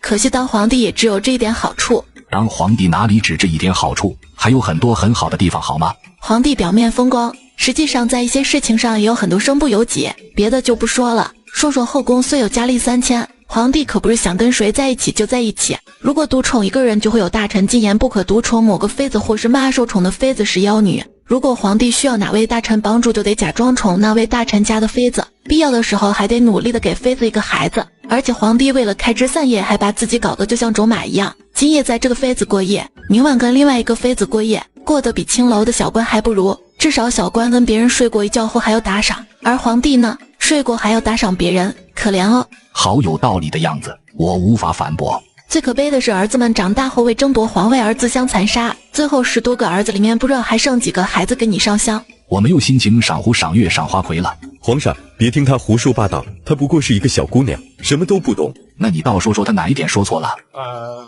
哦哟，国师来了啊！我们家的都督也来了，皇帝老儿，你还不快出来迎接？你有没有搞错？我当皇帝的还要出去迎接别人？我要亲自伺候国师和我们家都督。他怎么不来伺候朕？他都知道朕来了，都不过来问候一声，这个就没必要争风吃醋了吧？大概是他跟皇上您不太熟。怎么就不熟？我跟他好像是不太熟。前面怎么还有2艘船啊？为何把我分在第3艘船，而不是第1艘船？前面2艘船是给冤大头做的，今夜谁能出得起价，谁就跟花魁过一夜。皇帝老儿，你要是想赚大钱，今晚就给我使劲喊价，让前面的人误以为自己争不过第3艘船的人，就会拼命的加价，到时我们就能很赚一笔了。谢谢。叫我来赏花魁就为了做这事的？没想到他还有商业头脑的。你还夸起他来了。就在这时，人群里传来了骚动。哇哇哇哇！他们是真和尚吗？那长得也太好看了，有种要跟我笑青楼抢客的节奏啊！国师认识他们？还不用问嘛，一看就是老相识。国师脸上却没有半点喜意，对方应该是他不想看见的人。哇哇哇！原来是净婆寺新招的方丈，他还是……穆侍卫，我想喝茶。不是有人倒茶吗？怎么偏偏叫我？难不成想要我喂他？贫僧且隐乃是净陀寺的方丈，待寺里的众僧人见过贵人。你知我是何人？今早贫僧卜了一卦，得知贵人在此，便向贵人请个礼，顺便见见老朋友国师大人。国师应该也是早算到会在花魁宴见到老熟人，才会来参加花魁宴。哦，你与国师是老朋友？是的，我们不只是老朋友，还是师兄弟。国师就在隔壁船，你们师兄弟正好可以叙旧。是，师兄可愿一见？愿意见，愿意见，当然愿意见。这么好看的男人，怎么能忍心不见？国师大人，你快回话啊！你们师兄弟就算关系不好，也是可以见见的，有什么事就当面解决。你要是不见，反倒会让人觉得你怕他。这是兄弟之间有什么解决不了的事情？要是有就打1架好了，一架不行就打2架，反正师兄弟床头打架床尾和，打到他服你为止。上来吧。哇，远看光头闪闪发光，近看是锃光瓦亮，这头也太引人注目了。我决定了，我要把孝青楼的小官全剃成光头迎客。师兄。哎呦，他这么一笑，我的小心脏都要受不了，好想把他捉起来送到孝青楼接客。师兄，师父和师姐非常想你，他们希望你能早日回去与他们团聚。再等等，师兄不会是舍不得这里和这里的人吧？那可不行，师父他们会生气的，你知道师父他们生气会很严重啊。谢谢，他终于直视我了。师兄，这位是你的婢女吗？哎，兄弟，上天不会只赐给你容貌，把脑子和眼睛都忘记赐给你了吧？我这么美艳尊贵的人，哪一点像是婢女了？你自己问他。姑娘是？我是国师的人。谢谢，这话既可以表示我是国师的侍卫，也可以是国师的妻子，总之可以表示我是国师的任何人。就让你自己慢慢猜我是谁去吧，看你还敢不敢说我是婢女，那我就让你想歪。师兄，你知不知道师姐？你跟我来。你们走得再远，我也能知道你谈话的内容，又何必走那么远？这个小师弟来意不善啊！门都、都督同志、老看同志和老邓同志他们来了。早不来，晚不来，偏偏在关键时刻冒出来。乌丫头，你面子真大，连都督都请来了。你快说说，你是怎么把都督请来的？看朝言，你是不是很闲？不闲，不闲，我们一点都不闲。不就是跟你们一样给都督发了请帖，还能怎么请？对了，我还在请帖里加了一句话：木南吉，你可以下去了。都督就是个面冷心热之人，不然也不因为我的一句话来参加花魁宴。我只是说他要是来参加花魁宴，我就给他打扫1个月的文书房，要是不来也没有关系，我还是会帮他洗7日的谢裤。谢谢，他还真来了，谢谢都督如此给面子，我顺便帮他的谢裤也洗了吧。姑娘，今年我们孝青楼春风阁和怡心院是真是有面子，有这么多的大官捧我们的场。以往没有官员来捧场吗？有是有的，可是只有3、4品官来观宴，其他青楼都有2品官员捧场，然后压我们一头。今年可不同了，今年我们有1品官给我们撑场面，而且来的还不止一个1品官员，其他楼的老鸨是一个屁都不敢放。我要是说皇帝也来了，估计你会吓到跪下来。时辰差不多了，各楼的头牌们也快游程结束来青雨湖了，我去准备准备。我是不会让你这么做的。我就算不做，别人也会这么做。你能阻止我一个人，那你能阻止其他人吗？你别忘了，这是规则，你要阻止的不是我，而是他们。也许会有变数。你是说木南锦？他出现后，很多事情都超出我预料之外。再等等看，看看还有没有更大的变数在等着我们。我要100朵金花头吸金姑娘，我要500朵金花头吸金姑娘，我要1000朵金花。佛相，你干什么？皇上，请想想我们国库，朕有私库，那些都是要打赏给娘娘们的，你们就不能让朕玩个尽兴？皇上，你已经很尽兴，想想他们买下的金花的银子中有1半的银子会收进国库，您应该很高兴才是。今年获得花魁的人是怡心院的西京，大家一起恭喜。接下来就是大家竞选跟花魁共度1晚的良机，谁出的价钱越高，谁就可以跟花魁度过品茶赏月，还是跟以往一样，低价是1000两黄金，每次加价不得低于1两黄金。1010两黄金，只加10两黄金，没有银子就不要来这里丢人现眼。我出2000两黄金，5000两黄金，7000两黄金，才7000两。皇帝老儿，你出场的时候到了，你给我使劲的加价。是他让我叫价的，1万两黄金。1万两黄金都可以买颗仙丹了。12000两，敢跟朕竞价，活腻了。15000两，2万两。如今的百姓这么有钱，只是个别有钱而已。大前国的大部分人还是穷到揭不开锅。25000两，25000两了，已经叫到25000两，还有谁比这个更高的？3万两，3万两是对方的底线。皇帝老儿，你可别再嫁了，否则你就要大出血了。要是西金被你拍下，那只能说你贱了。我怎么就贱了？明明不要钱就可以成为你的妃子，你非要花大把银子只为跟他聊1个晚，你说你贱不贱？第3艘船的人还敢不敢叫价？你再不嫁叫，花魁就是我的了。放屁！那明明是朕的人，怎么就成了你的？朕得罪了皇上。3万两1次，3万两2次，还是没有人出价吗？那3万两黄金第3次，恭喜第1排第1艘船的贵客，现就给你安排与花魁见面。你们畜生！七皇子，快传御医。我的马呢？难道穿的太有钱被偷了？哪个杀千刀偷了？不应该啊！我的马不会随意跟人走的才是。穆侍卫，你的马被七皇子带走了。七皇子，我记得七皇子喜欢吃马肉。这么说，七皇子想要吃黑炭？黑炭不是1品马王吗？能吃吗？算了，不管了。1品马王跟七皇子离开的时候，似乎没有穿他的一身马套装就跟七皇子离开了。也许七皇子并不知道黑炭就是1品马王。把他带到厨房，本皇子今夜要吃马宴。是，你们快拉住他，不要让他过去。本皇子的金佛金鼎，畜生！本皇子一定要把你开膛剖腹把东西取出来。我的瓷器全碎了，全碎了，没了，都没了，几10万两没有了。快走！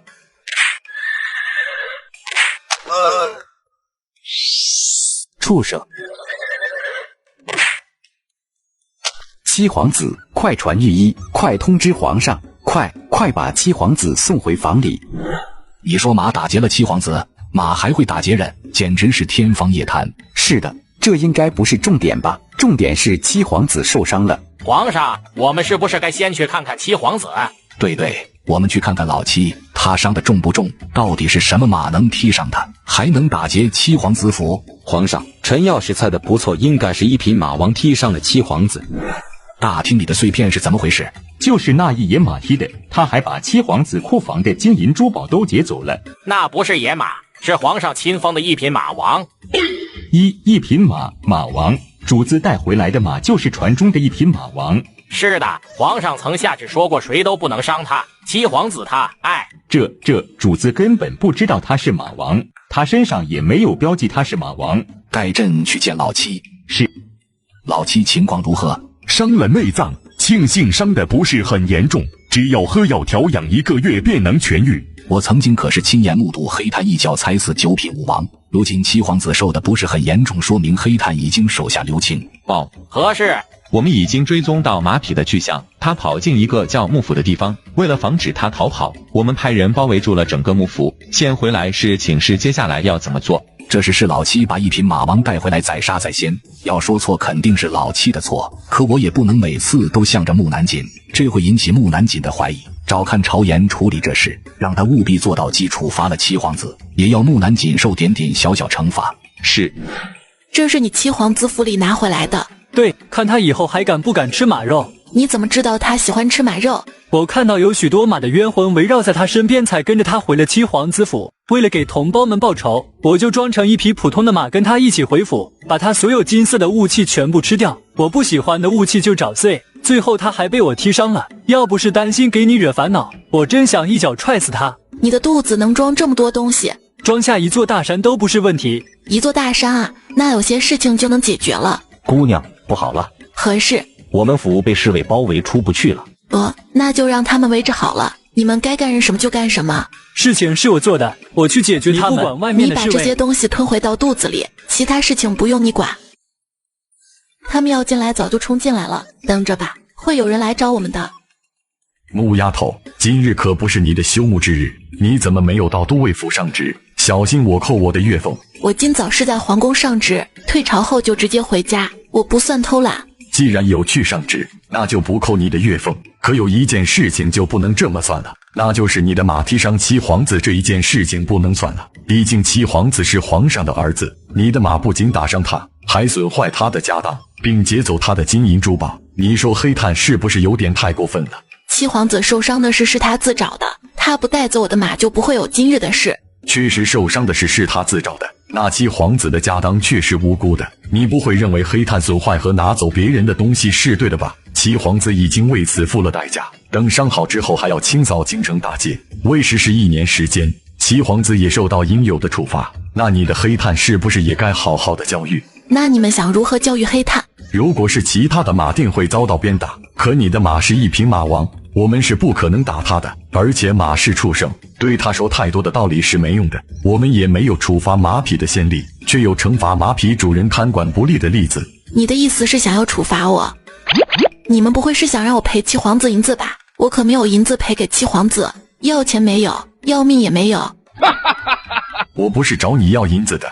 那你们想要我干什么？不会是知道我不会绣花，故意用绣花来为难我吧？还是说要我抄佛经为七皇子祈福？再或者是要我给煮几道菜向七皇子赔礼道歉？如果真是这样，我只能说七皇子吃了我的菜只会死得更快。你们想怎么惩罚我直接说。我们想要处罚你带着你的马去剿匪。好，原来是剿匪啊，我还以为是多大的事情，真是吓死宝宝了。还以为他会拒绝。什么时候启程？我们还需要商量好计策才决定何时起起。开玩笑吧，一件就能解决的事情还要商量计策。你可能不知道，我们要攻打的是京城通到江南那一带的山匪，那里山多匪也多，还有许多宗师级别的武者在镇守山门，我们对那里地形又不熟悉，多次剿匪都是以败收场，因此我们得想好万全的计策，才不会死这么多人。那不还是一件的事情？白解释了。难道说朝廷想要把山匪收到军队里？不能直接打死，确实有点棘手，而且不是每个山匪都是穷凶极恶之人，罪不至死，是要想个计策。我还有事就不在这逗留了，我离开时会一并带走外面的侍卫。你怎么能接受处罚？你接受处罚说明我做法是错的。你没错，只是方法用错了。什么意思？你今日的所作所为是想七皇子不再吃马肉，对吗？可是你做法并不会吓到七皇子，反而会激怒他，甚至有可能拿其他的马来泄愤，对马大开杀戒。所以你的方法不对。那我该怎么做？你身为妖应该很清楚怎么会人感到害怕。嗨喂，我知道怎么做了。都督，木丫头给你留了一句话：不看，总觉得没有好事。你不看就不看，我念给你听。说好给你打扫1个月文书房，顺便洗1个月鞋裤的，现在只能食言了。不过等我回来后加倍偿还。这个小丫头真有意思，你自己再看看，证明刚才的话不是我乱编的。离京了，终于离京了！我要吃遍天下美食，游遍天下山河啊！我们是不是跑太快了？那边的风景好美啊，我们去看看啊！你们不去，我去了。木南锦，你给我跟上。哎，这个刘百户后脑勺是不是长了一对眼睛啊？我难得出来一趟，你们却急着赶路，我要罢工了。再过1个时辰，我们就停下来歇息。还是老看同志懂我的心，嘻嘻。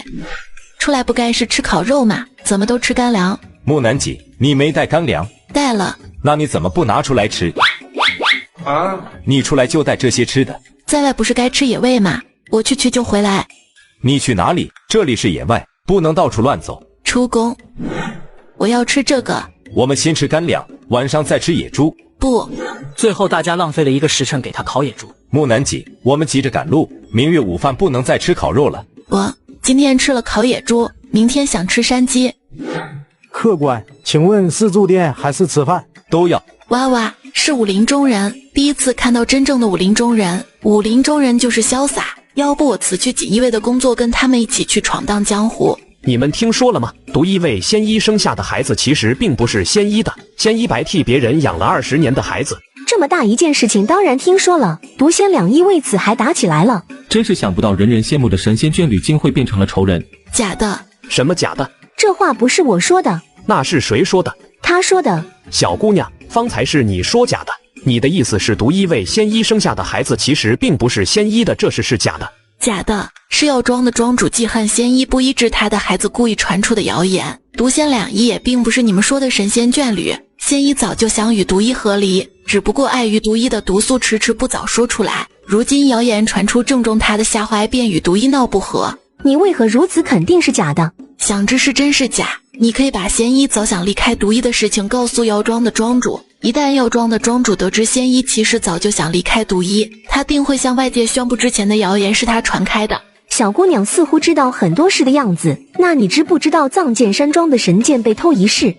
大家都说是怪盗万手偷的，这事是真的吗？假的，偷剑的人是藏剑山庄的庄主。什么？藏剑山庄的庄主？他这是监守自盗。你有证据证明是藏剑山庄的庄主偷的？他如今手里拿的就是神剑。神仙是上个月才从藏剑山盗走的，而庄主手里的剑已跟随他30年，又怎么可能是神剑？你要是不知道真相，就不要胡说八道，毁庄主的名声。你见过神剑吗？没有。既然没有，又怎么知道藏剑上的剑就是神剑？我师兄见过神剑，并不是庄主手里的剑。假神剑早在30年前就被调包了，你师兄才入门多长时间？他自己看都是假的神仙，又怎么辨别真假？那你说庄主为何要偷剑？藏剑山庄是在天降神剑后才改名藏剑山庄，可是神剑并不属于藏剑山庄，而是属于有缘人的。但藏剑山庄的庄主不甘心把神剑拱手让人，就自己拿走神剑。可他不是有缘人，只能把神剑当成普通剑使用。藏剑山庄的长老们也想自家山庄把神剑占为己有，便对庄主的行为睁一只眼闭一只眼。要验证神剑是真是假，只要把血滴在神剑上，便会发出嗡鸣。他要是认你为主，就会跟你走。如果你不是他想等的人，就会在嗡鸣后恢复原样。你要是不相信小丫头说的话，可以回去试试，便是真是假。木丫头，出门在外少说话，以免惹到不必要的麻烦。出门在外不是该多惹事才刺激吗？就这么闷头赶路多无聊。小姑娘，你们是哪个门派的人？我们是锦衣派。你说的这么直白，就不怕暴露我们的身份？锦衣派有这个门派吗？小姑娘，请问门主贵姓？他叫嘟嘟。啊，嘟嘟，名字真是可爱。你们门主是一位姑娘吗？他是男的。啊，男人怎么会取嘟嘟的名字？小姑娘，你们这是要去哪？姑娘，请适可而止。我只是跟小姑娘闲聊而已。小姑娘，你说对吧？你还点头，小心他把你卖了还帮他数钱。姑娘叫什么名字？我叫素墨。我六方派的人，我要是被他卖了，你们去六方派要人。我们打不过六方派的人，怎么要人？都督可以，都督可以救我。小姑娘如何知道我是六方派的人？木丫头，你到楼上挑一间你喜欢的房间。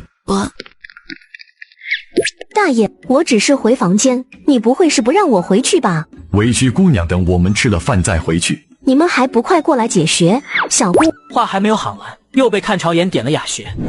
默娘，你没事吧？我没事。他们不是能招惹的人，我们还是不要惹他们为妙。我只是好奇他们的身份，才会多问几句。尤其是那个小姑娘，她似乎知道许多事情。希望她之前说的事情不是真的。我怀疑他们是锦衣卫。锦衣派，锦衣卫，也就是说小姑娘说的都督其实锦衣卫的都督。我的天啊，这个可不是好惹的主，就连武林盟主也不敢招惹他。也不知道小姑娘是何来头，竟能让都督亲自出马救人。也许小姑娘是个公主。从他们对小姑娘的态度来看，不像是公主。算了，不猜了，不管她是谁，都与我们无关。我们回房休息。你怎么不梳头发就出来了？不会梳。我们都是大男人，也不会梳头。就算会梳头，也不可能给你梳头。你梳个马尾发也行啊。头发打结了，梳不了。木南几，你干什么？剪短它。身体发肤受之父母，你怎么能因为不会梳发切了它？我给她梳头发吧。好。小姑娘的头发真漂亮，要是剪了实在可惜。剪短比较方便。你剃个光头更方便。可以考虑。就在这时，突然一把匕首架在木南锦的脖子上。叶松，你干什么？臭娘们，不关你的事，你给我滚远一点。默娘，你没事吧？王八蛋，竟敢踢我！快放开木丫头！你们果然很在意她。你捉着小丫头到底想要干什么？求猜嘛！你要多少，我给你。我呸！我才不稀罕你们的臭银子！你们都给我让开，不然我就杀了他。哦耶！我被挟持了，这是我人生中第一次被挟持。唯一让我不满意的地方就是胸台，你的匕首不够锋利，连我的皮都割不破，无法对我造成威胁感。对了，我要不要表现害怕才能体现出自己被挟持了？救我！还不快给我让开！他都叫你们让开了，你们还不让开？你们都不怕我受伤的吗？哼，你们都不重视我。都给我推到客栈外面。是，你们给我牵匹马过来。去把黑炭牵过来。是。你主子被人挟持了，挟持他的人说要骑马离开，只能委屈你了。马来了。连匹马都打不过，你怎么好意思绑架我？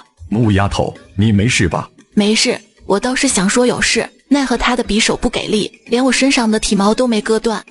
何时来一个高手把我绑走，再让都督来个英雄救美？谢谢。都督知道你的本事，估计是不会来救你的。放了他们。这个男人要挟持你，你还放了他？我要不是自愿的，他能挟持我？他哥被都督杀死，才会想捉住我来威胁都督。素姑娘他们完全不知情叶松的事情，又何必为难他们？再说你们也不想带着他们上路吧？还得麻烦素姑娘接着帮我梳发。好，下次带上你们的教主来绑架我。被魔教教主绑架的感觉一定很好，也不知道魔教教主长得帅不帅。要是不帅就算了，我怕他来绑架我是见他太丑，没忍住把他打死了，那他就太冤了。我一定会带着我们的教主来找你。教主，他是魔教的。老娘生平最讨厌魔教了，让你踢老娘。黑炭，我要睡会，你跟着刘百户他们走就行了。我们追。木丫头，我们人多十分引人注目，必须在被人发现之前赶到江南。因此，我希望在赶路期间不要再发生昨夜的事情，比如与陌生人交谈、泄露我们的身份等等。等完成任务后，我们再带你游遍江南，吃遍江南美食。好。我先声明，要是没有完成任务就不得游玩，我们得直接回京接受处罚，所以你要认真对待此次的任务。好。我先问问你，除了游江南、吃美食，你还有什么要求？我想去参观武林比武大赛。看完武林比武大赛，我们再回京。黑炭，我们走。看大人，剿匪是一件重要的任务，你怎么想到带木南锦一起来？虽说他武功高，可不受我们的控制也是一大麻烦。七皇子家财被黑炭洗劫一空的事你知道吧？当然知道，这么大的事情怎么可能不知道？皇帝要我处理好此事，要给木丫头一点小惩罚。以木丫头爱财的性子，你觉得他会把七皇子的家财都吐出来吗？他肯定不会交出来，甚至不会承认他拿了这一笔钱财。你知道就好，我只能用另外一种方式来惩罚木丫头，还能补偿七皇子的损失，剿匪就是最好的方式。由木丫头对付一直让我们感到头疼的山匪，我们再用山匪劫来的金银珠宝填补七皇子的亏损，你说这是不是一举两得？何止是一两得，简直是一箭好几雕。不收了，我们赶紧追上木南锦。没有人看着他，我实在不放心。在离京的第8日，他们终于来到藏龙山的附近，锦衣卫们都分批找地方藏好。这是我们的人花了2年时间才画出来的藏龙山舆图。这么简单的图画，确定不是孩童作画。大家要是按着舆图走，分分钟能迷路。所以攻不下山匪不是没有理由的。2年侦查的成果让我都不好意思说我看不懂，否则对不起辛苦2年的兄弟。这里有一个陷阱，要是从这里进去会被掉入陷阱中，山上的人也会很快发现有人攻打他们。我们派10个人佯装攻打这里，然后那里有个山匪的小分部，要是打那里绝对要死斗一番，至少会损失100来个兄弟。舆图太简陋了，我就算告诉他们哪有陷阱都没用，他们都不知道我说的是什么地方。木南几，我看你一直皱着眉头，是不舒服吗？是不舒服，我去出宫。木南几，你是女孩子，说这一件事情的时候应该要再委婉一点。我说出宫还不够委婉，那还要多委婉。我去那个够委婉了吧？只是那个代表这么多的意思，你知道那个是什么意思吗？下次吃饭我也说那个，看你能不能领会。去吧去吧。这个小丫头真是，迟早有一天会被她气死。如果不能听到她心里的话，那她就是一个很听话的手下。接下来怎么办？我们调查的事情与木南景所说的有很大的出入，我们之前的计划是行不通了。木丫头出去一定会带来意想不到的惊喜。她不会一个人跑去剿匪了吧？应该不会吧。她做的事情总是出人意外，要不是能听到她心里的话，根本不知道她想干什么。大概过去1个时辰，木南景回来了。木南景，你怎么去这么长时间？这是什么？这一份舆图画得十分详细，山里的小路和岔道都画得明明白白，就连山里有几个陷阱都标记得一清二楚。这一份舆图哪里来的？当然是我亲手画出来的。怎么可能在短短1个时辰内画出这么详细的舆图？不过在木南锦身上没有不可能的事。木南锦骗他道：我问山匪要的。山匪怎么可能会给你舆图？我打到他给我为止。那被你打的山匪呢？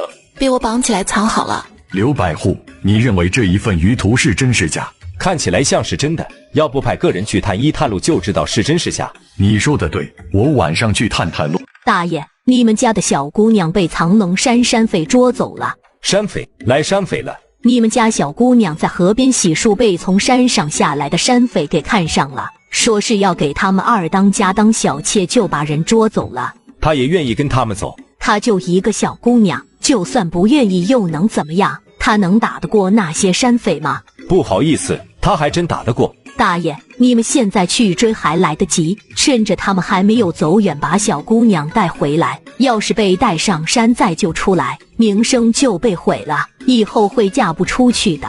谢谢大娘告知。村里的其他姑娘呢？她们没有事吧？村里的姑娘没你们家的姑娘好看，他们只带走你们家的姑娘。她们往哪个方向走的？他们往村口去的。谢谢告知，我们走。你们要小心啊，山匪都是武者，你们要是打不过就不要跟他们硬拼。我们会的。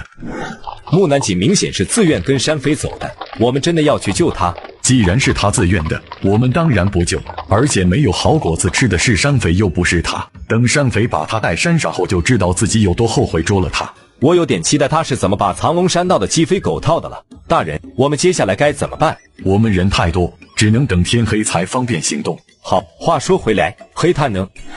我要坐山轿上山。小姑娘，你知不知道你是被捉来的？你还敢要求坐山轿？我抽你几鞭，看你还要不要坐山轿。我很有可能是你们2当家未来的小妾。那又如何？只是可能成为小妾而已，还不一定可以。你对我不好，我会吹枕边风。我现在就在这里杀了你，看你还能不能吹枕边风。许成，你干什么？还能干什么？当然是杀了他。现在留着他就是一个祸害，指不定真被吹了枕边风，2当家真把我们杀了。你现在杀了他，我们回去怎么交代？你别忘了，我们今日要是不带个姑娘回去，那些针对我们的人很有可能让我们活不过今日。现在怎么办？真的要把他抬上去？除了抬还能怎么办？大约过了半个时辰，许成的手下找来了山轿子。山轿子来了，你可以走了吧？起轿上山。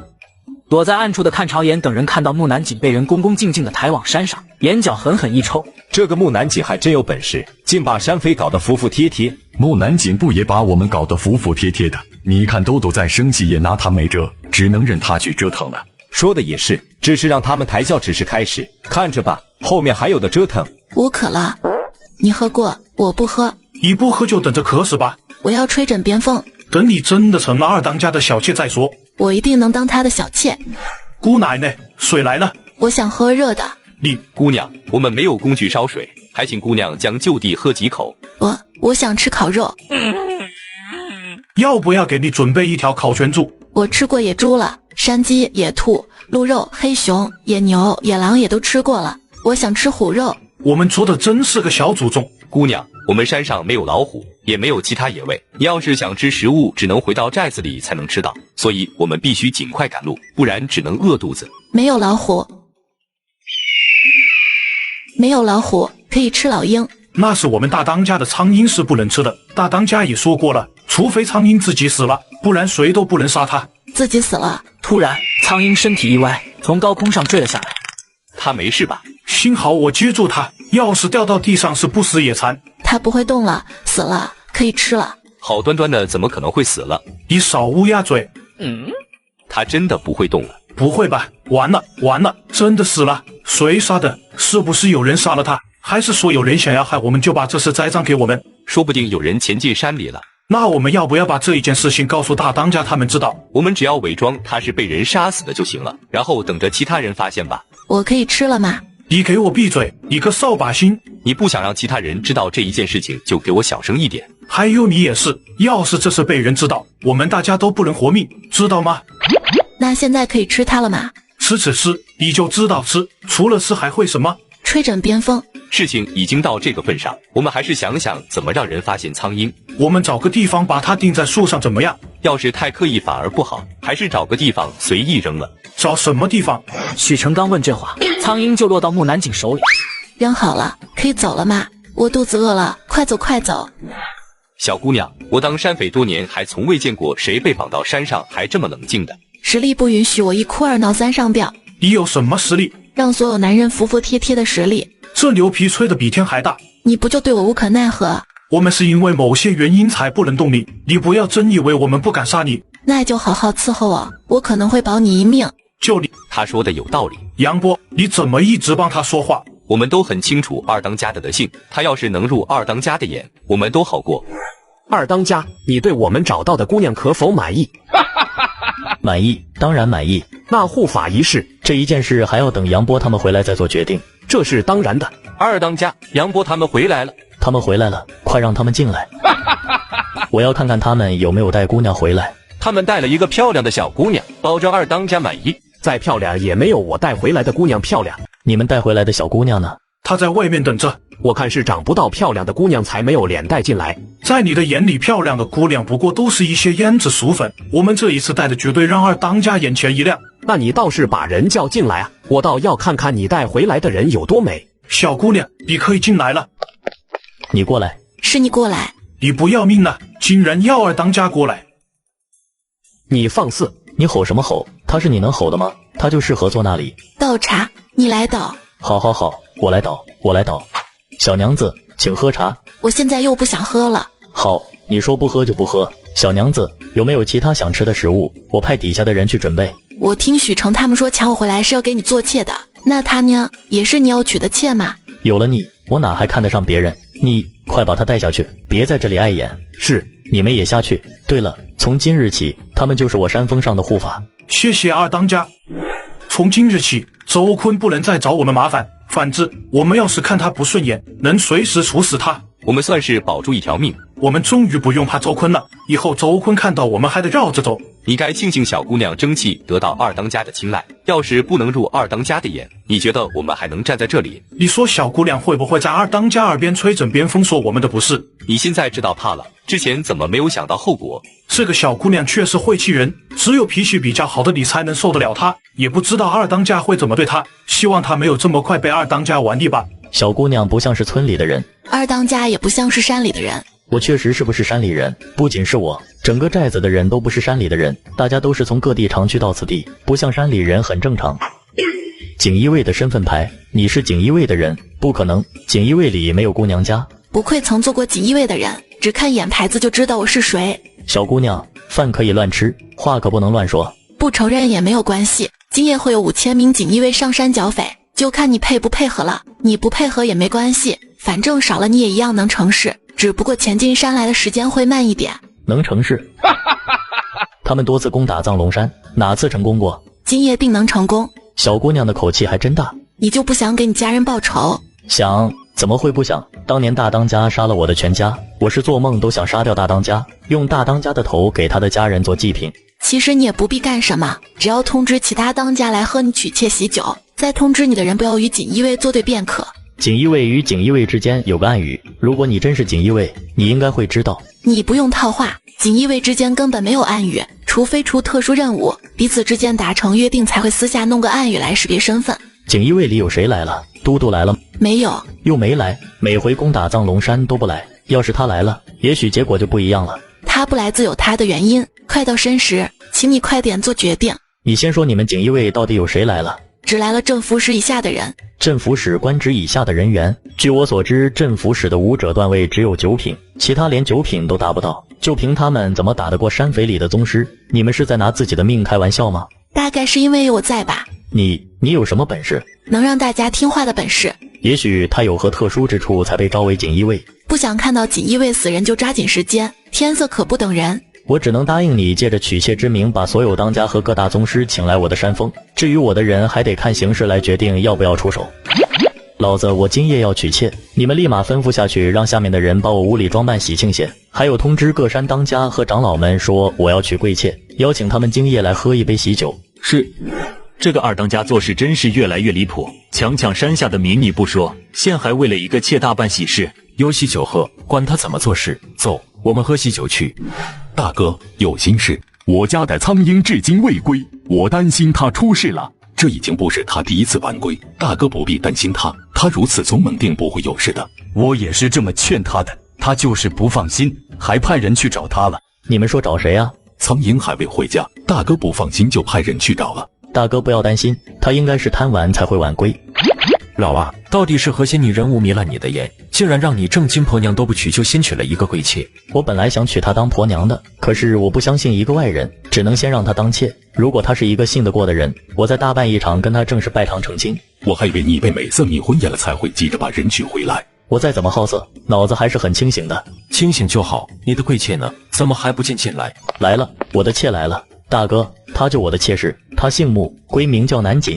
穆南锦，名字非常好听，恐怕只有官家小姐或是富家小姐才会取如此诗情画意的名字。你娶的人不会是富贵人家的小姐吧？老啊，你竟然抢了富贵人家的小姐，还真有你的。这不是手底下人抢来的，我头一回见这么贵气姑娘，立马就有娶她的念头，否则也不会匆匆忙忙办了喜事。怎么不见她开口说话，你点她的雅穴了？我心疼她都来不及，怎么可能会点她的雅穴？她应该是害羞才不说话的。老二，你不介意现就掀开盖头让我们看看吧？本来就是让你们看看的，又怎么会介意？就在这时，有人匆匆跑进来，急声叫道：老大，不好了！不好什么不好？二当家的大喜日子都被你破坏了。大当家，苍鹰死了。什么？没有伤痕，也没有中毒的迹象，怎么会死了？我们也不知他怎么死的，我们是在山下巡逻时看到他一动不动地倒挂在树上，然后察觉不对劲就叫了他几声，见他没有回应才知道他出事了。是谁？是谁杀了他？怕是有人潜入了藏龙山，快，大家守备，再派人四处巡逻，找出潜进来的贼人。是。各位当家的，你们还没有看二当家那的妾的容貌，怎么就着急着走了？老啊，你那的这个妾肯定是与贼人一伙的。臭娘们，敢挡我们的路，找死！老四，你怎么不动啊？你快杀了他呀！我动不了了。怎么会动不了？被定穴了。我也动不了了。我也是动不了了。我们也是。臭娘们，你对我们施什么妖法？二当家，叫你的人不要乱动，否则我不敢保证他们的安全。我知道了。老二，你能动。老啊，你跟他是一伙的。老啊，你为什么这么做？为什么要出卖我们？我们哪里对不起你？不想死的都给我站在原地不要动！老啊，乐九石，我要杀了你！我要杀了你！乐九石，大哥对你不薄，但你如亲兄弟，你为什么要杀他？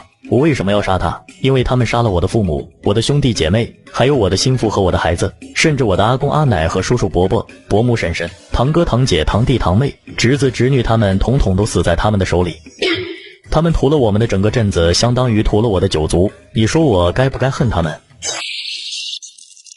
你说的可是长久镇，那里的人都姓温，而你姓岳。我本来姓温，我是为了加入你们才特意改了姓。老啊，是我们错了，是我们对不起你。其实我们当初并没有想要屠镇，只是当时喝酒喝上头了，才会做出如此畜生的事情。我们事后也特别的后悔。后悔？你们要是后悔，就会回去把尸体埋了，然后给他们立坟。但你们没有这么做。第二日的晚上，又去了其他镇子喝花酒，好不快活。我一路远远的跟在你们身后，看着你吃吃喝喝玩玩的回到了藏龙山。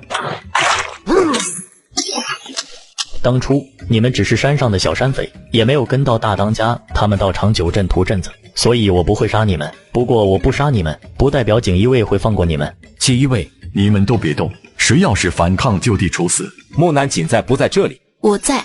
你没事吧？你们来的真慢。我们是摸黑上山的，比较难找到路。啊，他们的脑子一定是留在京城没有带出来，就不知道用轻功嘛。他们轻功留着干什么？留着等过年送礼嘛。不会使用轻功往火光方向飞嘛？这哪里还用得着找路？你一个人搞定他们的，不然呢？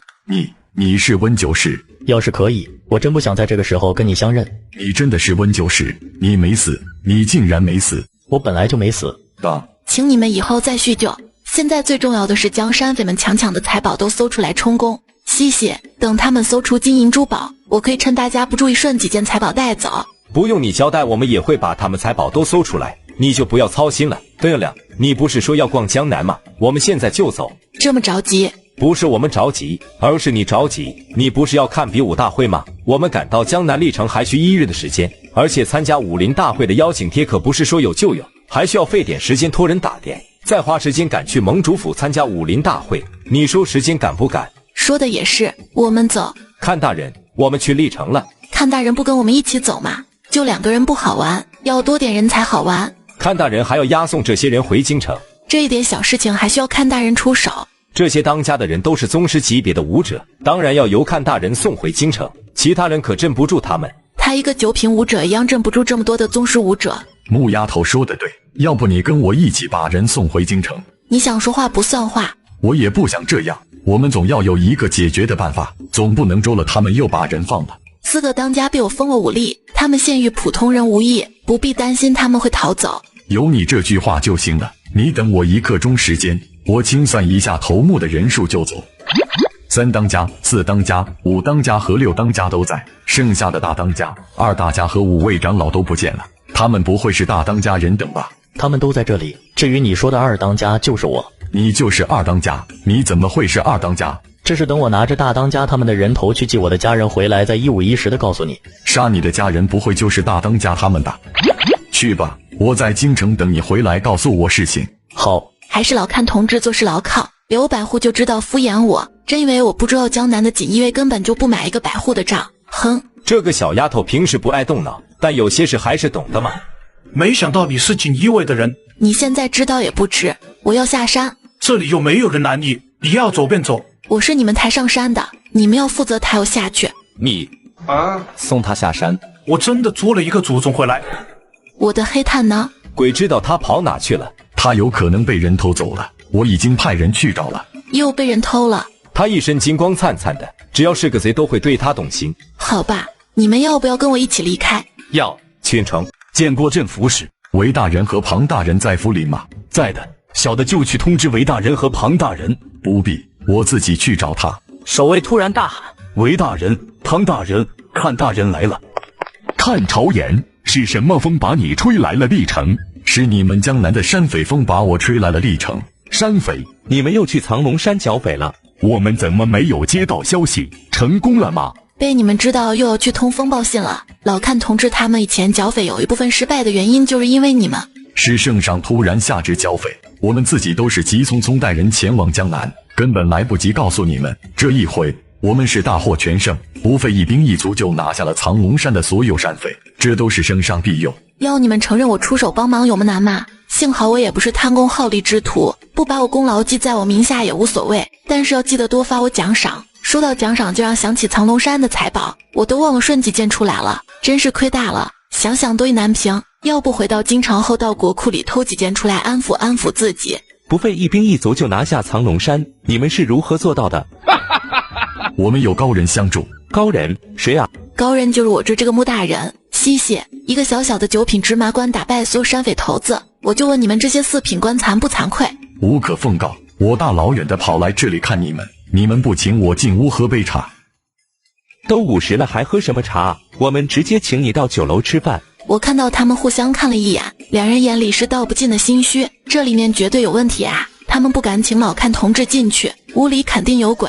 木南锦使用神识查看屋内情况。哇哦，果然有2个人躲在里面，一个穿着官袍，另一个穿着常服。虽然穿着常服，但看眼神气质肯定不是普通人。不，原来里面的人是知府，还有一个是圣亲王的亲信，来这想收买锦衣卫，山高皇帝远，还真是好办事啊！我正好肚子饿了，你们打算请我去哪个酒楼吃饭的？当然是最贵的酒楼。维明，你最近发大财了，你竟然舍得请我到最贵的酒楼吃饭？私下受贿，当然有钱了。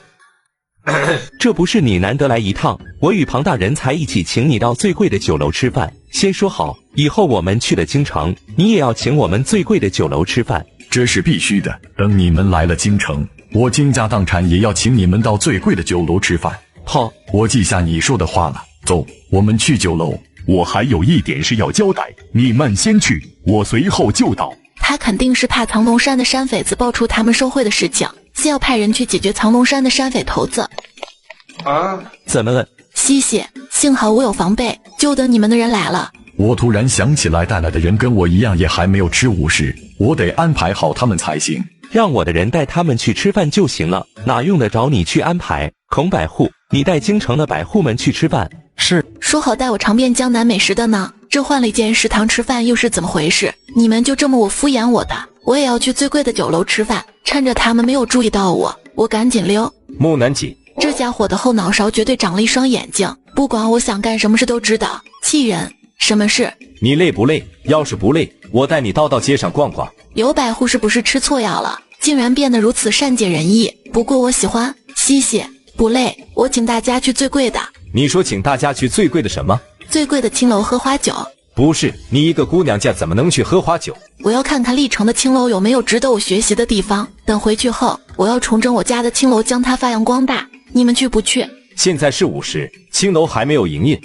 那去最贵酒楼吃饭，还请孔百户带路。这历城最贵的酒楼的最低花费要100两银子，每一份菜还不得少于10两银子。我们这么多人，恐怕最低花费要1万两。展现银子的重要性到了。木南锦，要不算了。我如此努力赚银子，不就是为了在用到钱的时候不会束手束脚？又怎么可能被1万两吓退？走，还请孔百户带路。好，快活距离我们不远，我们步行过去如何？否则没有地方拴太多的马匹。好，我们顺便逛逛。我喜欢逛街。木南锦，你买这么多东西能用得上吗？我给我家的姑娘们和公子们买的。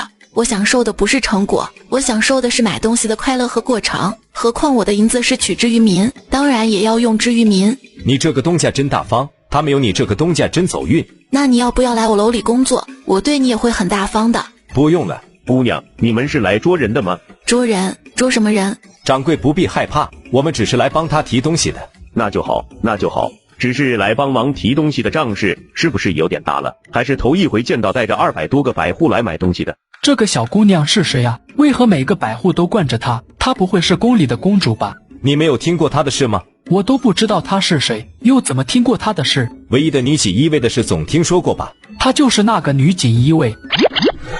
见过各位大人，不知各位大人是来办事还是吃饭？吃饭，帮我们准备几个包厢。好的。每回的武林大会都会有很多武林人士集中在历城吗？今年是因为在门主府举办武林大会，门主府又正好在历城附近，才会聚集许多武林人。武林人士越多越好，这才热闹嘛。等他们打起来，我也要去凑一份。如果他们问起我是哪个门派的，我就说是我是锦衣卫，背后靠山是整个朝廷，他们的表情一定很精彩。西谢，你在看什么？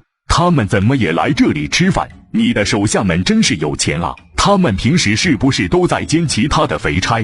他们都忙到抽不开身了，哪来时间另兼肥差？他们能来这里吃饭，应该是木丫头请客。木丫头是谁？就是锦衣卫里唯一的小姑娘。她也来了，你们居然带她来剿匪，也不怕她拖累你们？那个是她，走在百户最后面的紫衣小姑娘就是她。看起来是个巧乖听话的小丫头。维敏，你能帮我拿到武林比武大会的邀请帖吗？当然可以，你要多少张邀请帖都有。不过你一向不爱凑热闹的，这一次怎么突然想着去看比武大会？皇上在我们来剿匪之前说了，只要我们剿匪成功，就让我们休息半个月。我们也没有地方去，又正好在江南遇上比武大会，就想去看看，好让兄弟们放松放松。你这么多年没有好好休息过，是该放松放松。明日清早，我托人把邀请帖送给你。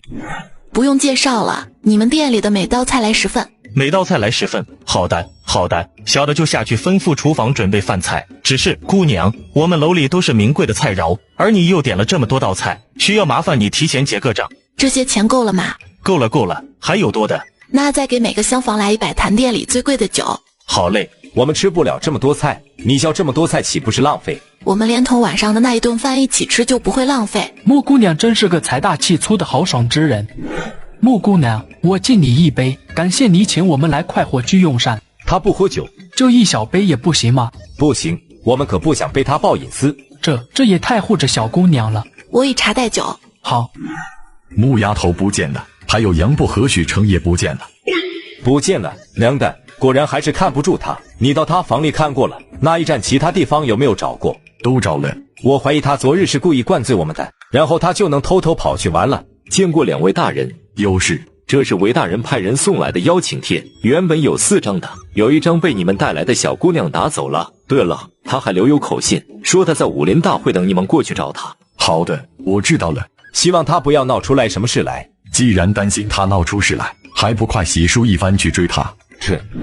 发粮时要注意了，如果对方有动作，你赶紧闪开，可别被他们打到了。我觉得他很面生，你有见过他吗？没印象，我们百户人数多，有的专门负责跑外地，没有见过也正常。你看看其他百户，我们也有很多人是不认识的。负责发粮的百户悄悄地在饭里面撒了一些药粉。吃饭了。